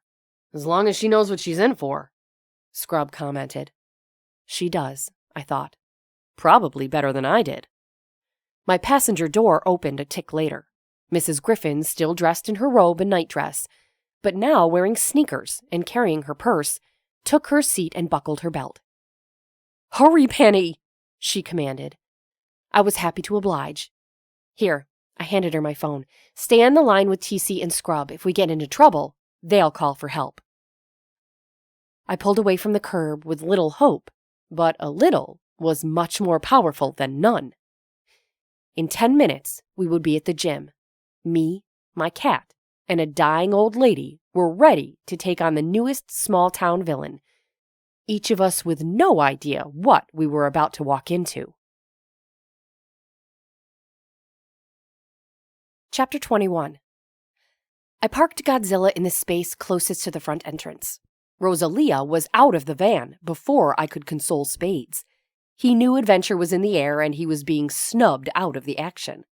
Needless to say, he was not a fan of mine at the moment. He pouted as he perched on my newest paperback. I'd be lucky if a single page remained whole when I returned. More than likely, I'd come back to literary confetti opposed to a novel. I slid the door to the van closed after locking everything up tight. "Do you have a weapon?" Mrs. Griffin asked. I shuddered. Of course I don't have a weapon, I thought. My knees quaked. Why in the world didn't I have a weapon? I thought. Was I a complete nut? The question was rhetorical. Of course I was a nut. Certifiable, even. "Do you?" I avoid answering my ally. "Of course," she replied, patting her purse. Why didn't that make me feel better? The large double doors were unlocked. The gym hadn't reopened since Bernie's death. Rosalia and I had to step over severed police tape to enter. Knots thudded in my stomach. This was so not good. The lights were off and every corner seemed to pull at me. A creepy feeling spider legged up my spine and rested on the crown of my head. I paused. Without a fresh clue, I don't know where to start searching for Shannon. Or, my mind prodded, Paul. Paul had to be at the gym. Someone had to unlock the front doors. Shannon didn't have a key. "I can't see a thing," Mrs. Griffin complained. "I'll see if I can switch on the lights," I said. I wasn't sure that it was a great idea. Still, if Paul was around, he already knew we were here. There was no sense in charging after him in the dark. I pushed open the door to the staff lounge. Each morning, I'd followed Paul into this very room and waited for him to switch on the indoor power before heading off to make my morning smoothie. Thankfully, I remembered this simple routine. I copied it, and the lights whirled on, as did the overhead speakers greeting the early morning exercisers with the quote of the day, read by Paul. The broadcast repeated the day before's quote. The voice startled me. I spun, expecting to see Paul bearing down on us, before remembering it was all a recording. The security screens flashed to life. There, in grainy pixelation, was Paul, pacing just outside the smoothie bar. Rosalia cursed under her breath. "Stay calm," I said. "Let's call the police and let them handle Paul. We'll search for Shannon."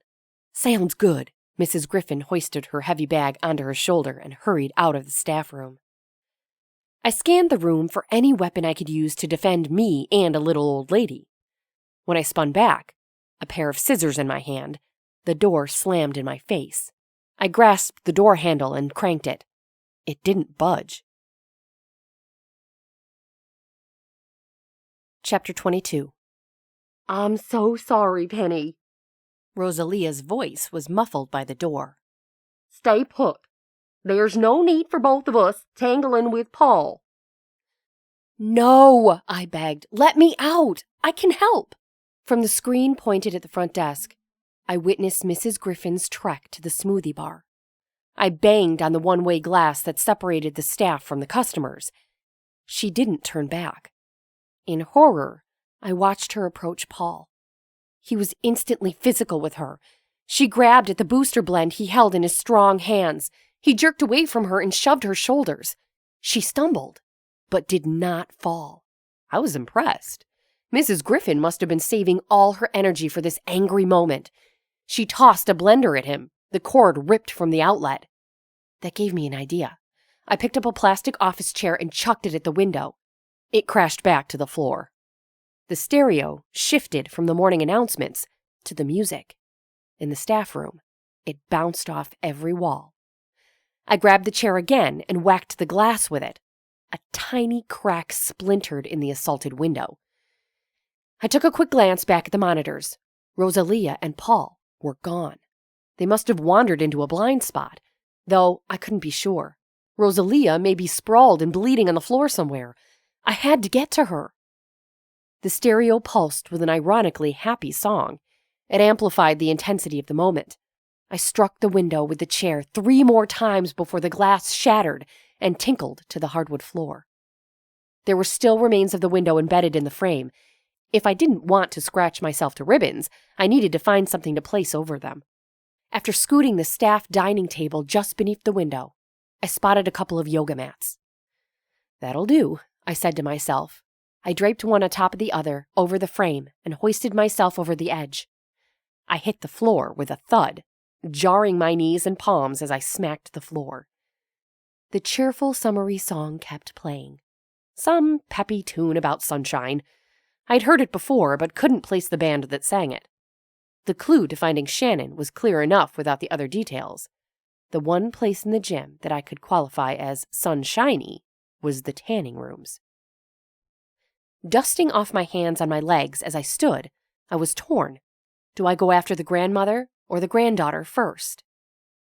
The Raven answered the question for me. He'd marked only one of them. Shannon.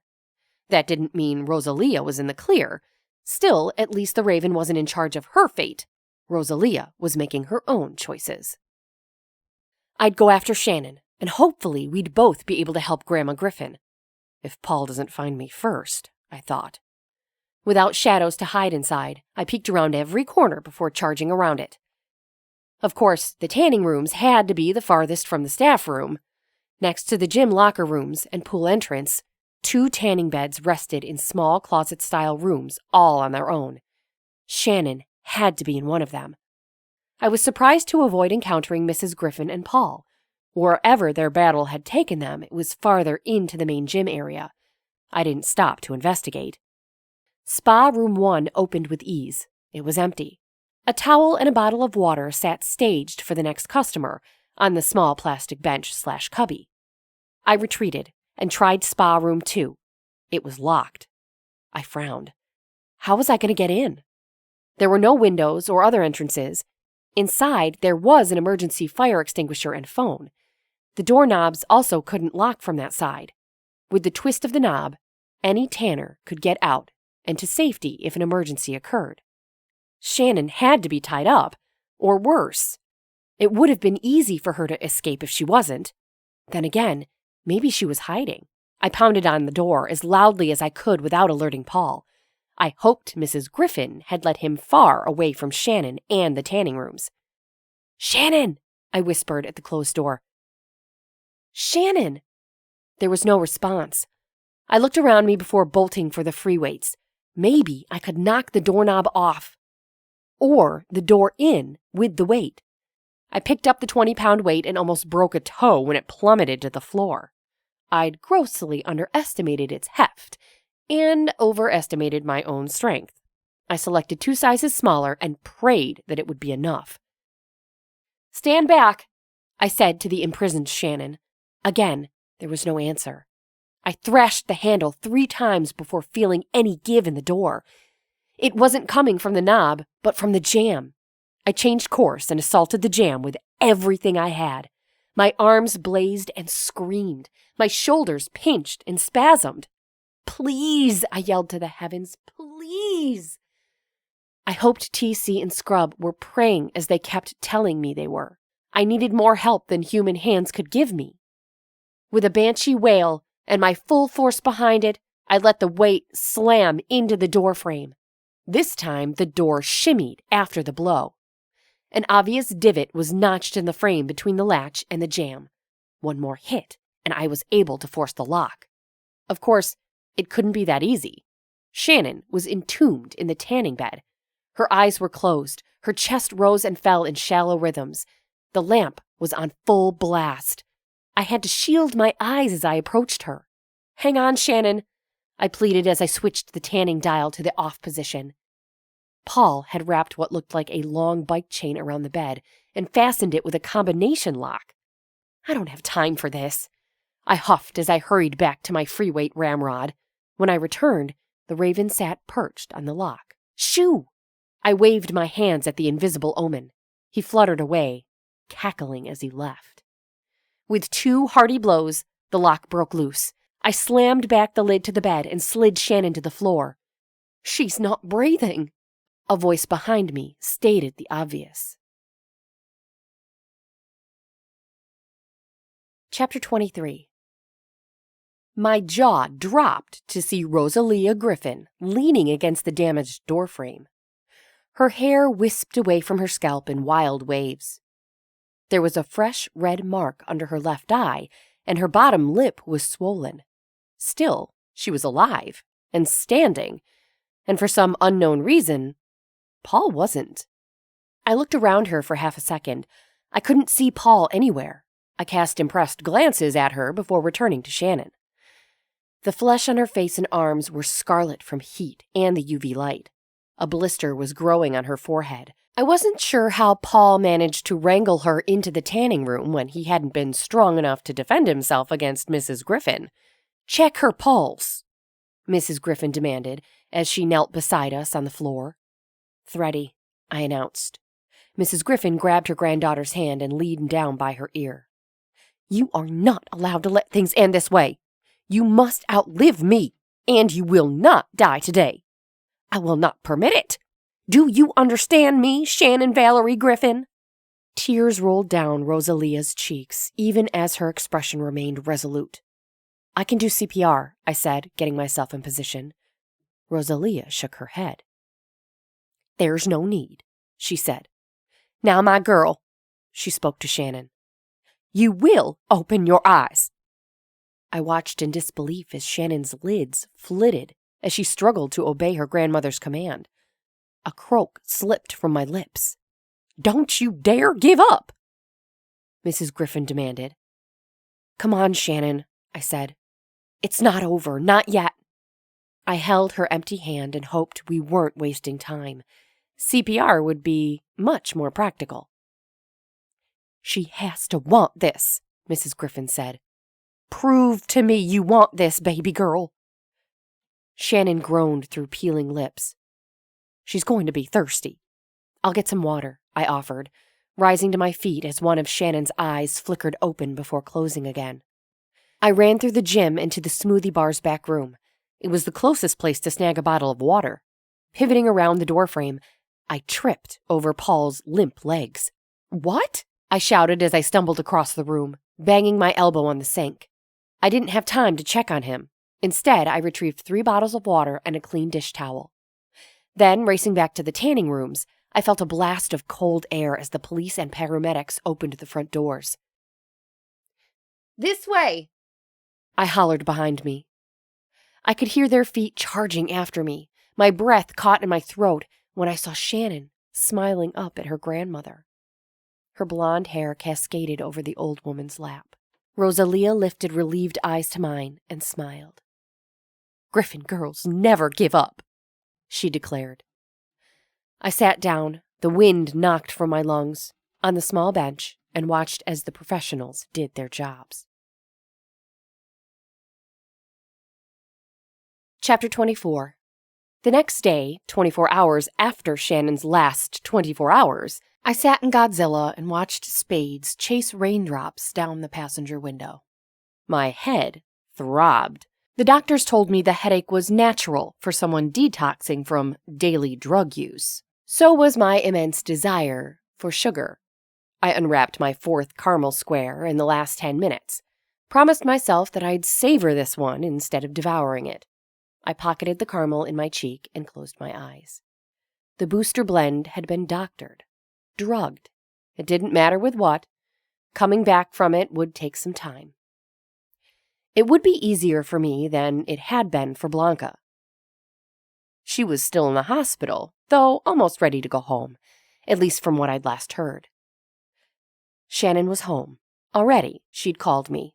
Her voice was scratchy and dry. She'd suffered more than I did. Of course, she'd nearly been murdered. I'd only been unwittingly drugged. She'd had many burns that needed their dressings changed often. Pain medication was prescribed, but she was doing her utmost to refrain from taking it. For the first 12 hours after the attack, Shannon had lounged in a hospital bed, rehydrating. Mrs. Griffin stayed by her side through it all. Though questioned, Mrs. Griffin convinced police that Paul's death was an accident. Her story was that Paul had attacked her. She'd pulled a taser from her purse and used it on him. Paul staggered and fell, knocking his head on the hand-washing station on his way down. This led to him bleeding out on the floor of the back room. I wasn't sure I believed Rosalia. She remained steadfast and unshakable as she told her story.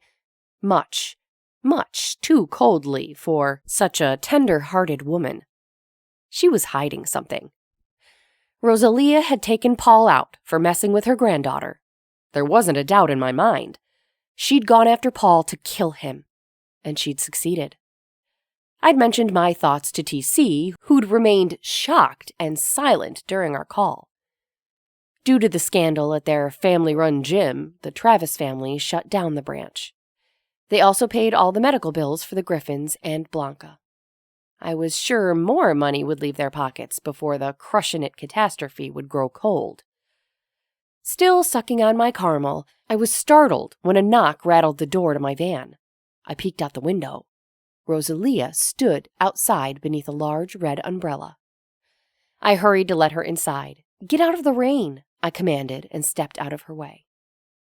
"Thank you," she said. I tossed trash off my couch and fluffed the pillows. "Have a seat," I said. Mrs. Griffin nodded and obeyed. I slid the door closed and sat down beside her.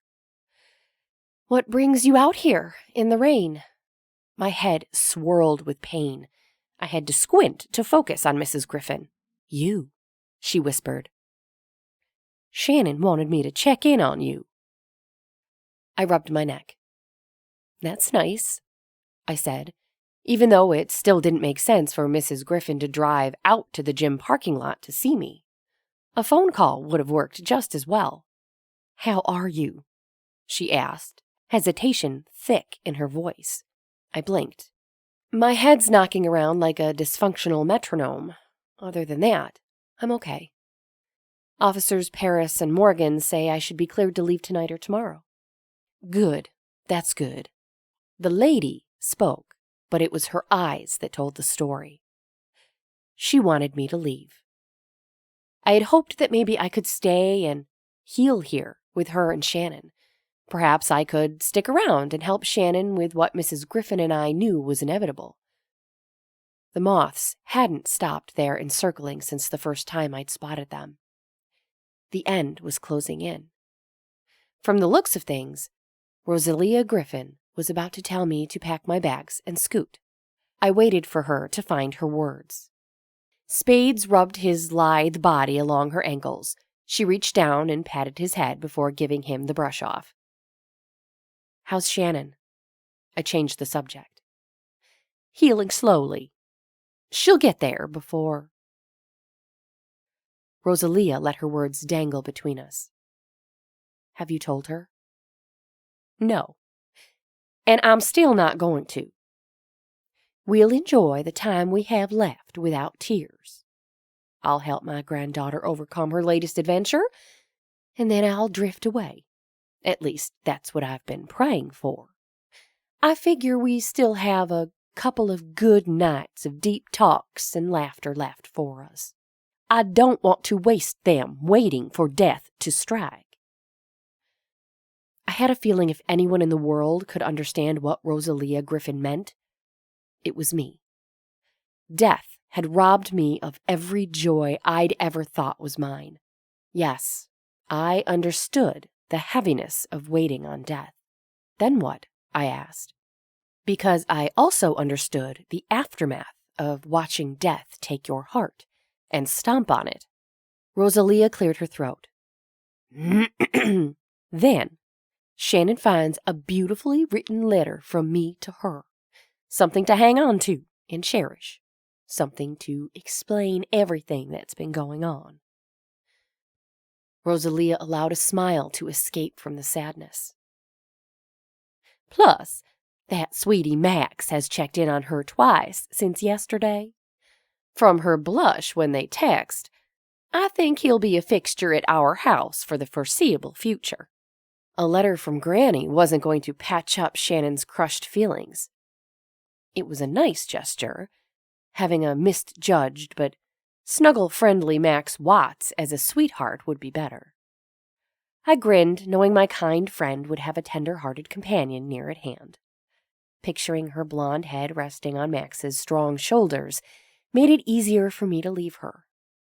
Though, not by much. Mrs. Griffin straightened her shoulders before passing me an envelope of my own. "What's this?" I asked, the sadness already creeping in. "A few $100 and a business card." I stared at her as she explained. "My niece Colleen runs her own business and could use some help. I think you'd be a good fit for the position." I didn't bother opening the envelope. It was a buy-off. We both knew it. A little something to soothe the old woman's conscience and help me on my way, in exchange for the relationship she no longer wanted to have with me. "You're okay with sending me away to keep Shannon safe, but you are willing to endanger your niece?" I called out her hypocrisy as gently as I could. It was a question worth answering. "Colleen is a tough cookie. She can handle herself." "And Shannon can't?"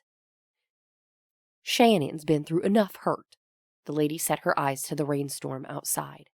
"You and I know there's even more coming. I'd like to know she's out of danger when I blinked back hot tears. "I understand." All the while my heart thundered and rebelled against my own common sense. Mrs. Griffin echoed my sentiments. "You're a sweet girl, Penny. We'll miss you. I'll miss you." She looked me in the eye this time and placed a soft hand on my knee before looking away. "Colleen will be looking for you this time next week." I swallowed back the silence between us. A sniffle escaped. Mrs. Griffin wrapped me in her arms, and we sat for a few moments, mourning the future both of us could have had, but never would. Chapter 25.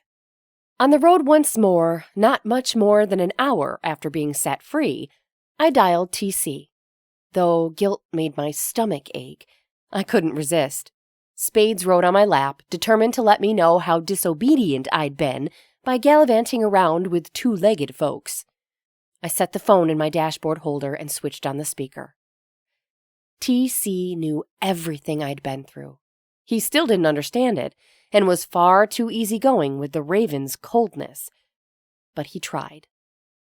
"She gave me $500, I added, having just opened the envelope before driving away.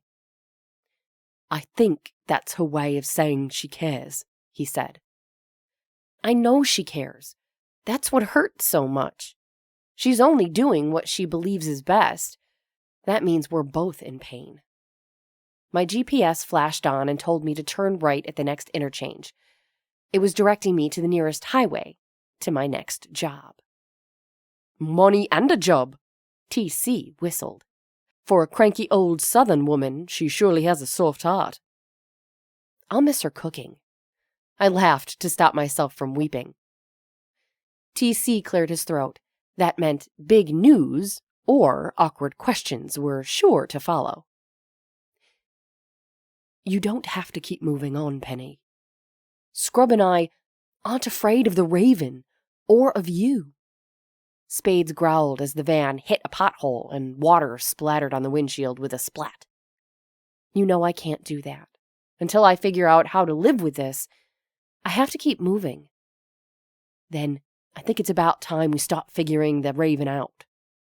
My heart twirled at his use of the word we. Terror and delight danced like twin tornadoes within me. Could I let him help me? What would it cost me to chase the Raven away? How much would I have to give to be free of him? Was it worth the risk? For the podcast? I asked, double-checking. I knew I'd never be sure of TC's intent until we met face to face. I couldn't do that to him. Or me. If that's the way you want it. For the first time that day, TC allowed his feelings to leak into our conversation. Until then, he'd remained stable, a concealer and confident. In 1 second, with one question, he revealed he was as confused about his feelings for me as I was for him. That's how I want it. I lied. But I have something we have to do first. Something I think you and Scrub can help me with. A promise I have to keep. Gladness returned to TC's voice. Just tell me what, and I'll do anything I can to help. As the van curved and merged with highway traffic, I spoke my mission to this man I knew so little about, but was going to trust. Ripping off this Band-Aid would mean there was no going back. Not for me, anyway. I swallowed and let the words roll out. I need you to help me find my sister. The Extraordinary Podcast. Hello, and welcome to the Extraordinary Podcast. The podcast that dives into the semi-paranormal events of everyday life. This is episode 79. I'm TC. Scrub is here with me. Say hello, Scrub. Hiya. Once again, we've got the heliotrope experimental community to thank for this week's podcast. Building the future before your very eyes. Heliotrope is inviting you to enjoy tomorrow, today. Big thanks to Heliotrope. TC and I can't wait to visit the community and check out the great work the engineers from HEX are doing. Back with us this week, we have Sierra. You may know her as the Seer Girl. We have another letter from a listener regarding Sierra. Another one? How many listeners have I bumped into? 15 so far. You're kidding me. Now you see why we love having you on our podcasts. If you say so. This letter comes from Catherine H. Names are changed, right? Always. I'll read it. Hiya, TC and Scrub. This Sierra girl is a real trip. Gee, thanks, Catherine. I met her through a friend when we were both at high school. Oh, lovely. You cool with diving into your past? That's why I'm here. Dive away, Scrub. The group met in the library, but first we ate near the band room. That's where I met Sierra. She was peeling the crust from a PB&J. I only remember it because a huge glob of grape jelly oozed out of her sandwich and onto my boot as I passed by. Oh, yes. I remember that. Not fondly by the sound of your voice. Let's hear what else Catherine has to say about it. She continues. I was ticked. My boots were brand new. Yeah, I remember her telling me that, all while demanding I lick the jelly off her shoe. She sounds friendly. What happened next? I refused, and she locked me in the wrestling room. That's not very nice. Yeah, well, what else does Catherine say?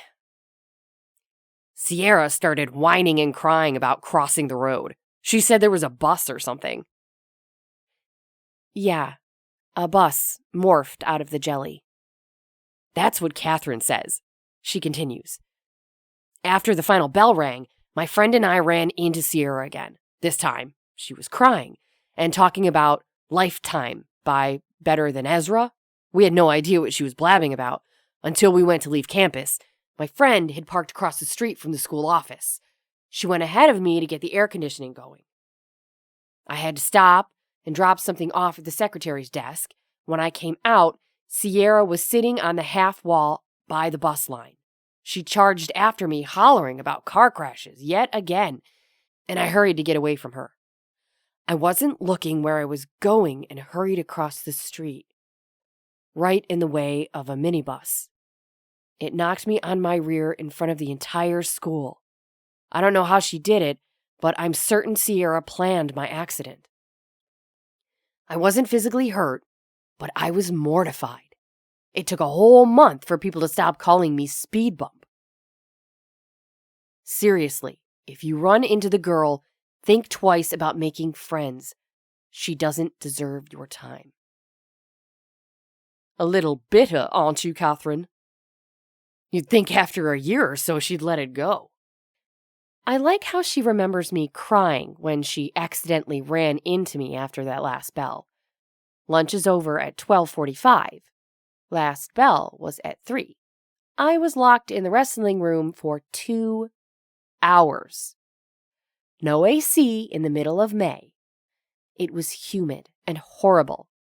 I wasn't crying when she found me. I was a sweaty, dehydrated mess. And I had to make up all my missed classes with extra detention on top of it for her prank. Whoa, who's bitter now? Sorry. You deny you caused the accident? That's a tricky question. Did I mean to hurt her? No, never. But I was there. Being there doesn't prove intent to harm. It doesn't disprove it either. What's the rest of the story? It pretty much wraps up there. I saw the glimpse in the jelly. I tried to warn her. In the wrestling room, I could hear music from the swim team's locker room. That's how I heard the song Lifetime. It's about a girl who dies in a car crash before graduation. I heard it not once, but 3 times. I think that's a pretty solid guess. When Catherine's friend let me out, I warned them both. Her friend was spooked, but listened. Catherine didn't. I'm glad she wasn't hurt. Her nickname did crack me up, until she set her cronies on me and tormented me until the end of the school year. Yeah, that was fun. It was a great way to end my last year at that school. Did you graduate from that school? No, I was transferred to a new foster home. I finished high school online, independent study. Hey, me too! I graduated using independent study. How many foster homes have you had, if it's not too personal to ask? It is. I'll answer it anyway. 9 in 6 years. I'm surprised you don't have letters from each one of them. Your gift was the cause of each move? Pretty much.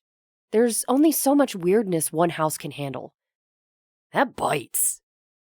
That pretty much sums it up. Well, we are glad we found you. We sure are. Give it time.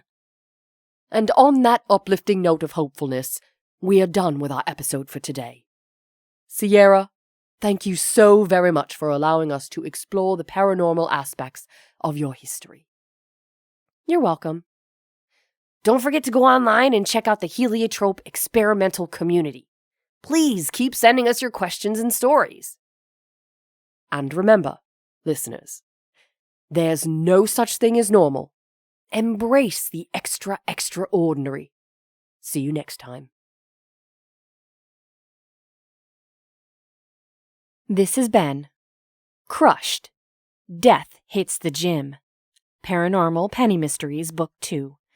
Written by Sarah Hualde. Narrated by Brendan Koenigsreuter. Copyright 2021 by Sarah Hualde. Production copyright by Sarah Hualde.